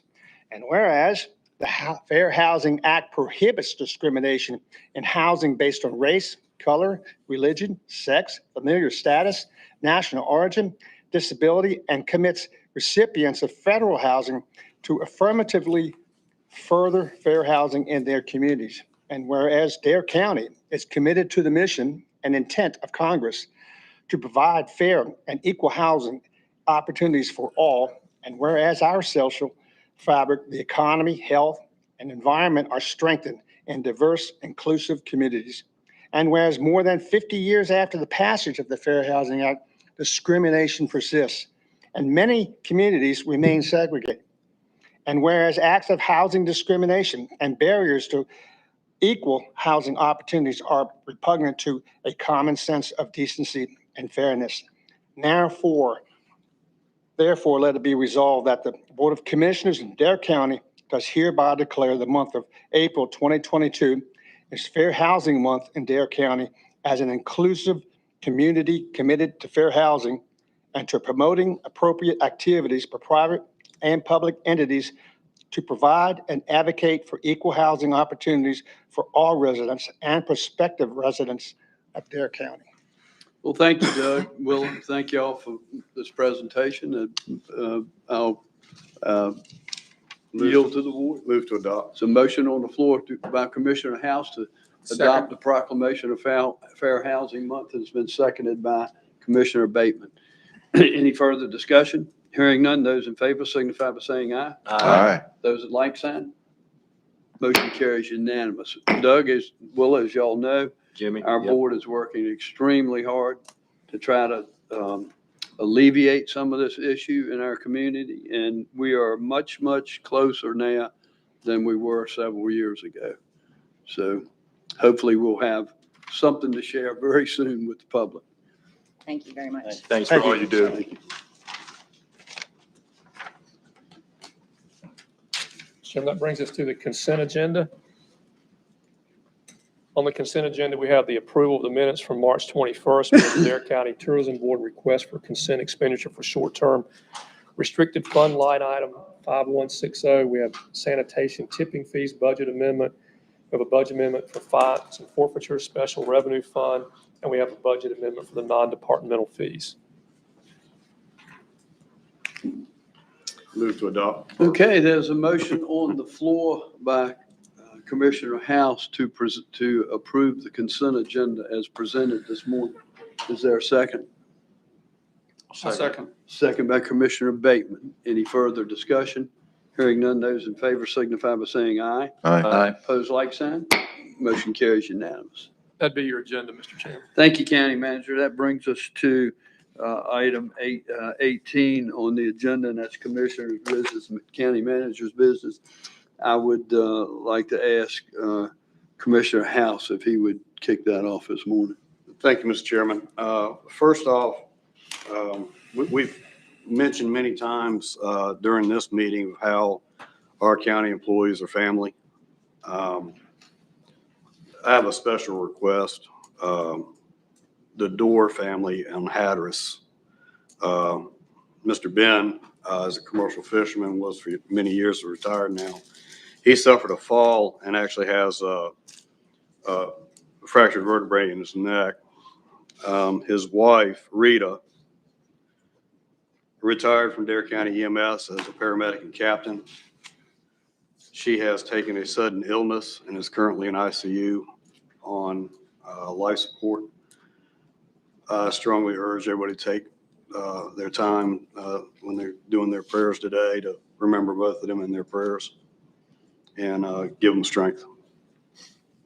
On the fair housing proclamation we just put out, as stated in that, it was adopted on April 11th, 1968.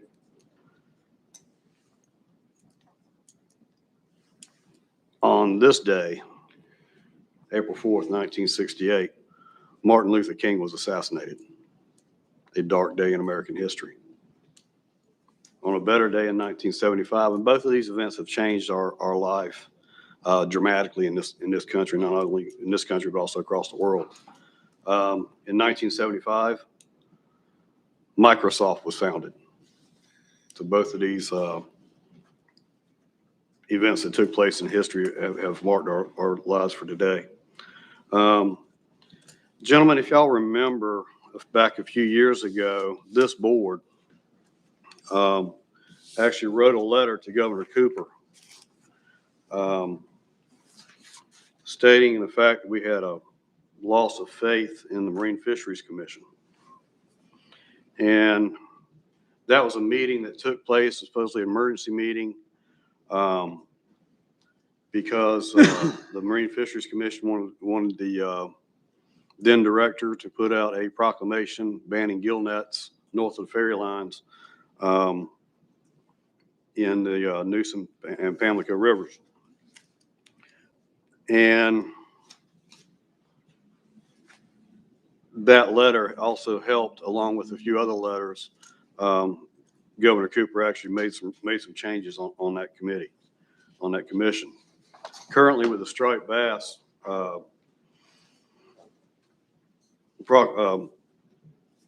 amendment that's going through, there was a part of the scoping meeting was to discard that reduction of that proclamation for the ban of gill nets, and it was immediately taken out by the commission, or actually by the Department of Marine Fisheries, and it's been revisited by several of our fishing communities, and so we've prepared a resolution that will go along with this. And County Manager, could you read this resolution for us? Sure. This is a resolution in support of lifting the ban on gill net use above the ferry lines in the Neuse River and the Tar-Pamlico River. Whereas the North Carolina Fisheries Reform Act of 1997 requires the North Carolina Division of Marine Fisheries to prepare fishery management plans for adoption by the North Carolina Marine Fisheries Commission for all commercially and recreationally significant species or fisheries that comprise state marine or estuarine resources, with the goal of these plans being to assure the long-term viability of the fisheries. And whereas the North Carolina Marine Fisheries Commission is currently considering adopting Amendment 2 to the North Carolina Estuarine Striped Bass Fishery Management Plan, the goal of which is to manage the estuarine striped bass fisheries to achieve self-sustaining populations that provide sustainable harvest based on science-based decision-making processes. And whereas in February 2019, the North Carolina Marine Fisheries Commission passed Supplement A to the Striped Bass Fisheries Management Plan, which eliminated the harvest of striped bass in the central southern management area. And whereas following the approval of Supplement A, the North Carolina Marine Fisheries Commission also requested that its then director, Steve Murphy, issue a proclamation banning the use of gill nets above the ferry lines within the Neuse River and the Tar-Pamlico River in an effort to protect striped bass in the Pamlico Sound south of Oregon Inlet. And whereas Murphy wrote in a March 4th, 2019 letter to North Carolina Marine Fisheries Commission, while I respect the concerns of both the public and the Marine Fisheries Commission, after careful consideration, I have concluded that such a measure, Supplement A, is not supported by the scientific data that supports gill nets as the primary or even the most significant source of discard mortality. As you are aware, recreational effort will not be controlled under the supplement, and catch and release will be a source of discard mortality as well. Whereas despite the lack of scientific justification for banning the use of gill nets, the North Carolina Marine Fisheries Commission called an emergency meeting in March of 2019, at which the motion directing Murphy to issue the proclamation prohibiting the use of gill nets above ferry lines in the Neuse River and the Tar-Pamlico River passed by a 5-4 vote. And whereas in February 2022, the North Carolina Marine Fisheries Commission reviewed draft Amendment 2 of the Estuarine Striped Bass Fishery Management Plan and approved it to be sent out for public comment and review by the standing North Carolina Marine Fisheries Commission advisory committees. And whereas prior to approval draft Amendment 2, the North Carolina Marine Fisheries Commission passed a motion to remove 2 options from the draft, if selected, would have allowed the use of commercial gill net operations above the ferry lines in the Neuse River and the Tar-Pamlico River. Whereas the Dare County Board of Commissioners supports the commercial fishermen of North Carolina and agrees with Murphy's statement that indicating that the use of gill nets does not have an adverse effect on the region's striped bass population.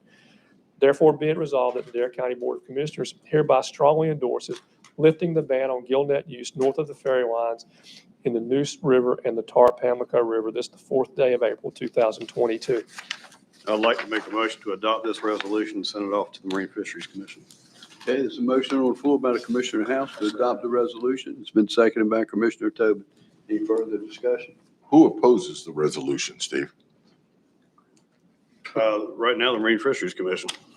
Anybody else? No. Okay. Well, yes. So there are certain fishery advisory groups, I guess is the best terminology for them. CCA. Yeah, which will be the CCA. All right, those in favor of the motion signify by saying aye. Aye. Opposed, like sign. Motion carries unanimous. Thank you, gentlemen, and thank you, Mr. Chairman. I Thank- conclude. Thank you, Commissioner House. Vice Chairman? Thank you, Mr. Chairman. First thing, and, it's always special. Today was really special. 130 years, as County Manager pointed out, for Chuck, Emily, Ronnie, Shane, Betsy, Carol, Kenneth, and Greg. It's just continues to be unbelievable. And I'm hopeful that those who expressed an interest in a well-earned retirement, we're able to find replacements for them. And I hope that by the time they retire or shortly thereafter, we have places for those folks who replace them to live when they get here. So all of those things kind of tying together for all departments in Dare County right now. So hopefully those things will come to pass. But thanks a lot. And also thanks to Willie Spencer for being employed a month. He sounds like a very special individual who continually goes beyond the call of duty. And that's special, particularly in this day and time. On Tuesday, March 29th, there was a ribbon cutting for the Port Health Mobile Integrated Care Unit provided by Trillium Health Resources that you heard Dave mention a while ago down in Rodanthe. We'll say thanks to Commissioners Rob Ross, Urban Bateman for attending this, as well as myself, as well as multiple Dare County staff members. This unit will travel throughout Dare County, providing counseling and care for substance use disorder and other mental health issues. And I don't know if you'll be able to see it or not, but this is a flyer that accompanied that. The port van, this van will be stationed at the port offices up in Nags Head, so it'll be available to see. And in the coming weeks, as soon as our busy public information folks can find time to get down there, we will have something put on the county website giving more detail on this. And thanks for that. Appreciate that, Dorothy.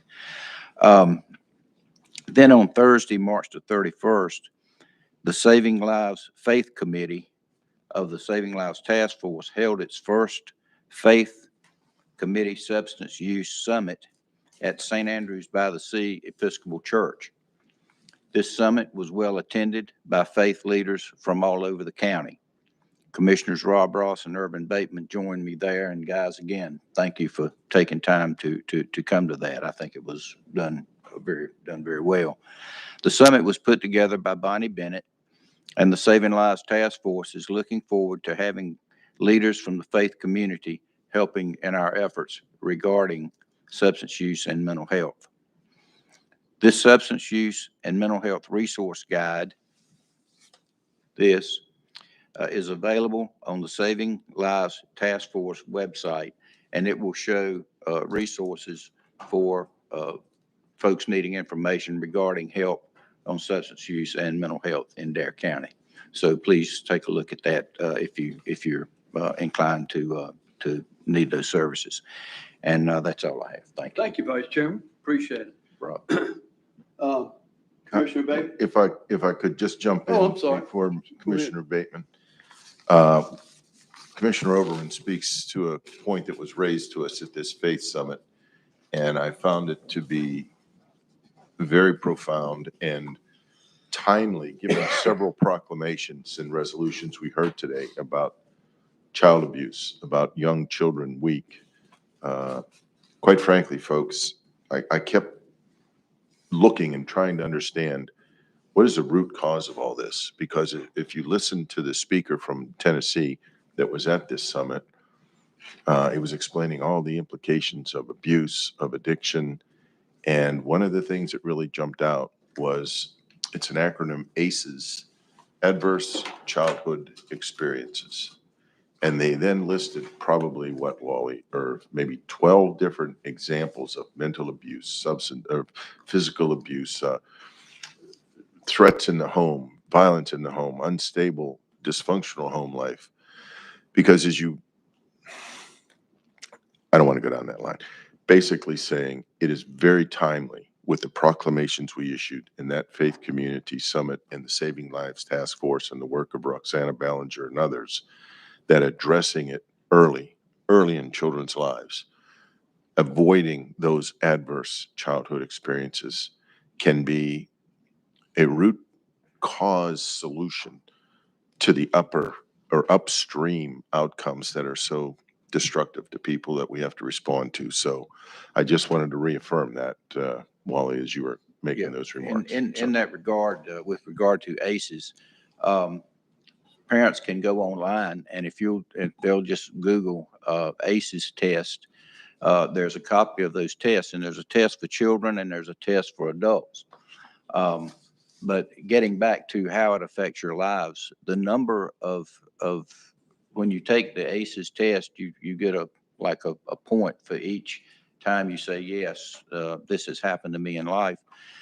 And if you get above, they have statistics that show if you had a score of 2 ACEs when you're a child, your likelihood to use illicit substances later in life, or by the time you're a teenager, or if you have as many as 4, I think it was that you weren't likely to live past the age of 37 or 42, whatever that number was. It is significant. And we've been talking about ACEs and Saving Lives Task Force for some time now. And it is a real part of life. And every week we all get reports of what goes on. And if you think that the children of Dare County are immune to having ACEs scores, and in some case repeatable, or that are repeating, you're sadly mistaken. And it's something you need to educate yourselves about and get involved with understanding it. It is a significant portion, and the speaker from Tennessee, who handles East Tennessee for the state regarding substance use, was spot on in bringing this up. It is very, very, very important thing to make yourself aware of. And thank you, Rob, for bringing that up. Okay, thank you, Vice Chairman. Commissioner Baker? Yes, sir. I too want to congratulate the recipients of the medals and or the pins for service and so forth. It's a lot of years, and really appreciate the service. And in response to what Commissioner Ross and Commissioner Owen were just talking about, I came away from those 2 occasions with the I have to be open-minded that everything, when we're trying to address substance abuse, trying to address child abuse, everything that goes along that's linked to alcoholism, drug use, mental health, we have to be, one size doesn't fit all. That's why the Saving Lives Task Force is very, very important. That's why bringing the religious aspect, the churches involved in it, everyone has a piece of this pie, and we need to address it at different levels. One individual who is suffering at home, who is dual diagnosis, for instance, might not identify with a group of AA, NA, might not identify with a spiritual base, but they will identify with another type of treatment or medical treatment. So we got to be open-minded about all of it. I thought the speaker was very informative. He was, he came from a spiritual background, but also from a recovery background too. Another one of the speakers there from St. Andrews, he had a quite interesting story. We had Dustin Daniels there talked, and he was the one that said, you know, he thought the only way you could ever get sober and clean was by Jesus Christ. But he found out later on in life, that's not the only way you can do it. There's all kinds of things you can do. So we have to be open-minded as a community. And that's why I appreciate this board here being so proactive on the Saving Lives Task Force, on approaching treatment, approaching social services, to listen to people, understand that everybody has a problem. Everybody is unique and need to address each issue on an individual basis and saving one life at a time. Thank you. Thank you, Commissioner. Commissioner Couch. Well, great meeting today, and just like really overjoyed at the fact that we're all on like-minded here with all the things that were done today, from dealing with our substance abuse and public health, and of course our employees with the level of performance that they exhibit. You know, God forbid that we or this community ever take them for granted, but I don't think that we're in any danger of that. But it's just a great meeting, and the weather's going to be really good this weekend. I'm looking forward to seeing everybody Saturday at the Rodanthe Bridge, and just glad to be here, Irvin. Yeah. You got your walking shoes on? That I do. I'm thinking about bringing my dog, but probably pass. Thank you, Commissioner. Commissioner Toby? Yeah, I just have a couple things. If we could bring the pictures up of the dredge. Today is a really big day in Dare County history. This is the Miss Katie. If you'll notice, the drag arms have been installed, the lifeboats on the back of the thing. And if you look closely, there's tires underneath the vessel. Yep. And they are actually going to drop the ship down onto that and move it down the dock some before, and then put it on a barge.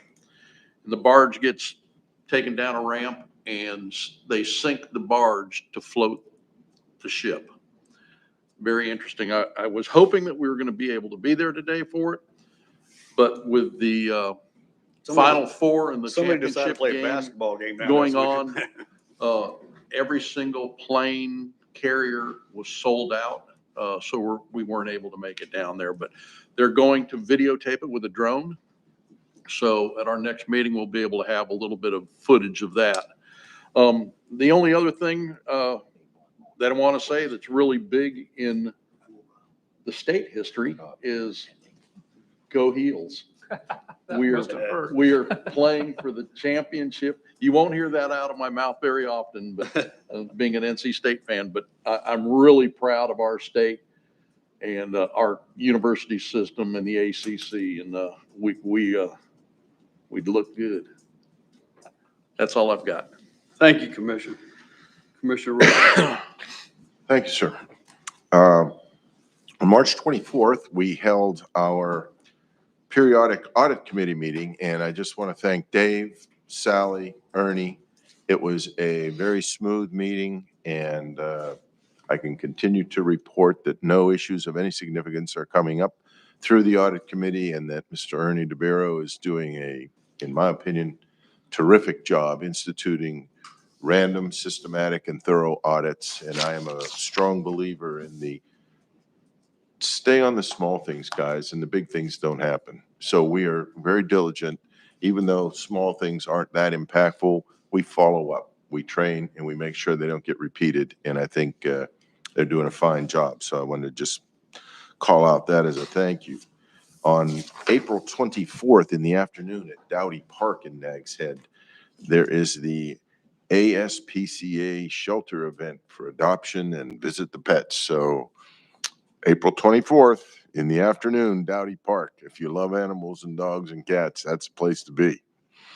Number 3, on March 31st, I don't know if everybody knew this, but Jersey Mike's Sandwich Company chain franchises donated every dollar of sales to the Special Olympics. And I was able to get over to Jersey Mike's in Nags Head, and we had one of our Special Olympians there. The business was booming. I just wanted to call out Sandy Pace and Kat Irby and Mary Pendle of our Virginia Tillett Community Center for the work that they were doing, and to wish Miss Carolyn, who's one of our athletes, the best of luck. She will be competing nationally in Olympic bowling, and get this, guys, through the charity and donation of some very nice benefactors, she will be traveling by private jet from Raleigh to Orlando. God. Yep. Pretty So that cool. was really special. And again, not to be outdone by the national championship or the events of Saturday, I just want to call everyone's attention that come 5 o'clock on Sunday, put your TVs on CBS. It's Masters Sunday, and it's one of the highest drama events of the year. That's all I have, Mr. Chairman. Amen. Amen. Thank you, Commissioner. Vice Chairman had something else. he Mr. wanted- Chairman, I apologize. I meant to say something about this a while ago, and it kind of slipped my mind. Commissioner Tobin kind of alluded to it a while ago, but in case anyone has not heard that UNC is playing for the national championship tonight, don't worry about it, because you'll probably be hearing about that for the next 6 months. And should they win, you'll probably be hearing about it for the next 10 years or so. So don't worry about it if you kind of missed out on a little information. You will be hearing about it one way or the other after so. One of the things that Commissioner Tobin and I agree on is we both Wolfpackers, and I'll be that way, Lord willing, till I die. But anyway, just want to say best of luck to the participants tonight, and our county manager and our finance director got close ties to Carolina, and love y'all to death, and wish you the best tonight. So have a great evening, and we'll see how she turns out. Vice Chairman, can we get a go heels out of you? No. No, you won't. Good Lord, I was Although listening to this my gushing daughter- by a my Wolfpack daughter fan. and my son-in-law both graduated from Carolina, and my oldest grandson is there now. I have to maintain a rather low profile. Best of luck, guys. Thank you, Vice Chairman. I have a couple more things to go over this morning as well. If you recall our last meeting, I sent a letter to NCDOT about the striping on the bypass Yes, in sir. NC 12, and they responded immediately. Not this week, but hopefully next week, they will start striping all of the bypass in NC 12 from the bridge, Southern Shores, all the way to Whalebone. So, Wow. so That's amazing. That's yeah. great. So they move pretty quick on that. So look out for that. Second thing is Murray Helen. Thank you so much for the collectible Scenic Byways lapel pin. Appreciate that. I'll wear that from time to time. And certainly the last item I have is the county manager has a resolution I'd like for him to read, and for your consideration. The COA, as for most of you aware, has been ranked number one in their RN nursing program in 2021 and in 2018. They're the sixth community college in the United States, ranked number 6 in the United States. That's pretty strong in community colleges. They've been selected as one of 150 community colleges in the nation to compete for a $1 million Aspen Prize, which is considered by America's community colleges to be the signature recognition of high achievement and performance. Their health industry is expected to increase by over 18% in the coming years. And and College of the Albemarle is certainly limited with their current facilities and really woefully inadequate. And they're going to apply for some of this money. And they've asked if we would consider a resolution in support of them seeking this grant. So I'll ask the county manager if he will read that resolution for your consideration. This is a resolution in support of the Nursing and Allied Health Simulation Facility at the College of the Albemarle. Whereas for more than 60 years, College of the Albemarle has served the counties of Camden, Chowan, Currituck, Dare, Gates, Perquimans, and Pasquotank, and its citizens by opening the door to education and career training. Whereas College of the Albemarle annually contributes approximately $105.3 million to the regional income, equivalent to 2.1% of the gross regional product, and supporting 1 out of every 33 jobs. And whereas College of the Albemarle's nursing program was ranked as the #1 RN nursing program in North Carolina by registerednursing.org for the years 2021 and 2018. And whereas the College of the Albemarle was ranked as the #6 community college in the United States in 2020 by smartasset.com. Whereas College of the Albemarle has been selected as one of the 150 community colleges in the nation to compete for the $1 million Aspen Prize, which is considered by America's community colleges to be the signature recognition of high achievement and performance. And whereas healthcare job growth is expected to increase 18.1% in the coming years, which is 3 times that of other job sectors.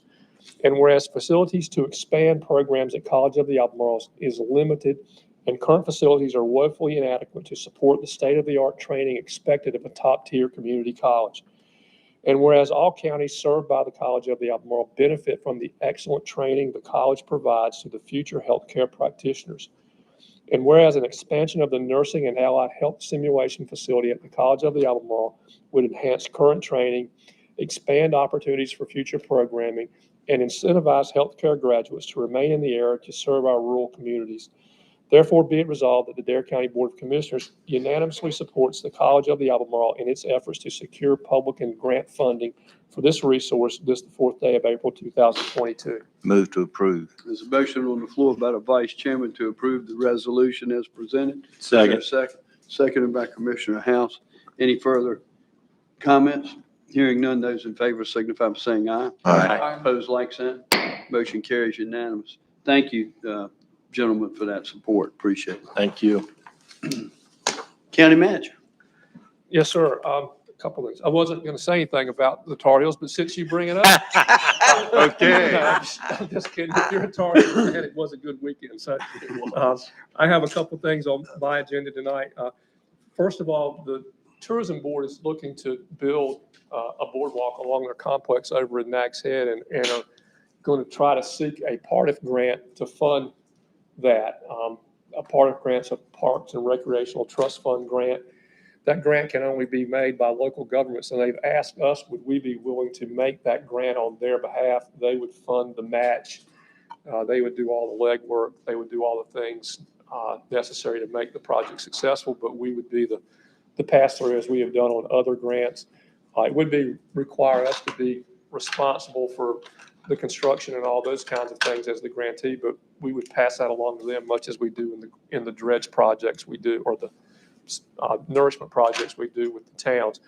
And so I told them that I would bring that up on my agenda and seek your approval for us proceeding with a PARTIF grant on their behalf. Need a vote or a consensus? I need a vote. All right. Move to approve. There's a motion on the floor by the Vice Chairman to approve. I believe it's been seconded by Commissioner Baton. Any further discussion? Hearing none, those in favor signify by saying aye. Aye. Opposed, like sign. Motion carries unanimous. Next, NCGS 14364.32 is what we call the Mini Brooks Act. And what that is, it's a statute that requires us to send out RFQs for surveying services, engineering services, and architectural services. There are exemptions for small projects where we don't have to go through all that. We have one of those in the water department. We have a group called the Timmons Group that we'd like to hire to do that without going through that process. And so I need your approval to exempt us from, this is a project under $50,000, which is the exemption requirement, to exempt us from the Mini Brooks Act and allow us to move forward with the Timmons Group to do that project. There's a resolution that the chairman would have to sign to that effect and authorize the chairman to sign that resolution as well.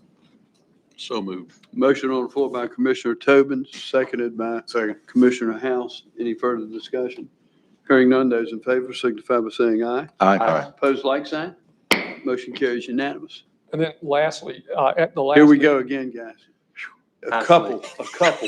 Evidently, UNC graduates do not understand what a couple means. Now, I know state graduates do, and ECU. Yeah, we got it. I think it's a So this is a third meeting in a row. I think it's Don't a combination of attorney Don't and UNC. You wouldn't like him when he's angry. Let me know when y'all finished. Bobby, just remind him what team is in New Orleans. I love it. At the last meeting, you all authorized us to move forward with the sale of a piece of property in Rodanthe. There's a resolution. We've moved forward with that. I think Dustin has now published the notice that we're required to publish. So that's moving forward. We've received a deposit check from the purchaser, and we have that in our trust account. But there's a resolution that goes with that, and I need you all to authorize the chairman to sign that resolution. So moved, Mr. Chairman. Commissioner Couch, it's moved on the motion. It's been seconded by Commissioner Tobin. Any further discussion? Hearing none, those in favor signify by saying aye. Aye. Opposed, like sign. Motion carries unanimous. And that's the end of my couple of things, Mr. Chairman. Until 9:20 tonight then. Until 9:20 tonight then. Yeah, right. Man. Public Information Officer, Ms. Hester, do you have anything for us today? I just have a short video I'd like Absolutely. for Matt to show you all. We've talked about different months we're recognizing this month, but it's also National Volunteer Month. And we have so many volunteers that help our departments run that we did an acknowledgement, kind of a salute to our volunteers. And that's all I have. I'll ask Matt to show that to you all. Okay. Thanks, Dorothy. Volunteers make Dare County go, and April is Volunteer Month. So let's give thanks to all the volunteers that help make Dare County what it is. Thank you, volunteers. Thank you. Parks and Rec has over 1,000 volunteers, and we're just one of the many organizations in Dare County that rely on hardworking people giving up their time to make a difference. Volunteers are the backbone of the Special Olympics movement. They are coaches, trainers, officials, event organizers, fundraisers, and managers. Or they can be fans cheering in the stands. Everyone with Senior Games is volunteering their time, helping us promote active, healthy lifestyles for our senior community. At Friends of Youth, our volunteers are paired with at-risk youth, and they become a positive influence in their life and a stable friend for them to rely on. We have amazing volunteers who are eager to jump in with things like nightly homework or bowling an afternoon game, or even just an ear to listen to about their school day. April's a great month to recognize our volunteers. In emergency management, we have so many of them. The Outer Banks Repeater Association, our amateur radio operators, that come together before, during, and after disaster to make sure information is being shared with everyone who needs it. I also can't say enough about our community emergency response team on Hatteras Island. They're there as well before, during, and after an event. They rise to the occasion to take care of their community. And you can never forget about our volunteer firefighters. They answer the call 365 days a year, 24 hours a day. And I can't offer more than a truly heartfelt thank you to each and every one of them. For 50 years, Home Delivered Meals volunteers have been serving hot, delicious, nutritious meals to senior shut-ins. We call it more than just a meal. It's a chance for socialization, for a senior check-in, and for just to otherwise being contacted on a daily basis. Let's not forget our boards and committees. They're the eyes and the ears of our board out in the community. Without them, we couldn't do our job. Our board wouldn't know what's going on. And we thank you so much for your participation. Volunteers are out here making a difference in the lives of children. Supporting great achievements. Enriching lives. And providing the comfort of a hot meal. That's why anyone donating their time to a cause deserves to be celebrated. even if it's just a little of their time. Every little bit helps. We know everybody on this beach is busy. Making room in your schedule. Putting in the hours of service. Sharing your talents for the greater good. It means a lot. And we could not do this without you. All the volunteers in Dare County, we say thank you. And if you'd like to give back to your community, consider donating your time to one of the many fantastic volunteer organizations in Dare County. Thank you, volunteers. Thank you. Thank you. Thank you to all of you that volunteer in Dare County. We couldn't do it without you. You make it a great place to live, and you make it a great place for all of us to enjoy the activities and the services that we provide. Very nice. Yeah. Thank you, Dorothy. That's on our website? Yes, sir. We Okay. just released it today. Oh, great. Oh, That's terrific. great. That's great. First class. Good deal. All right. Certainly last but not least, our finance director, Mr. Clausen. Do you have anything for us today? No, sir. Well, thank you very much. We need a motion to adjourn until 5 p.m. on April the 20th. So moved. There's a motion on the floor to do so. It's seconded by Commissioner Tobin. Any further discussion? Any further discussion? I'd like to talk about Those that. those in favor, signify by saying aye. Aye. Opposed, like sign. Motion carries unanimous.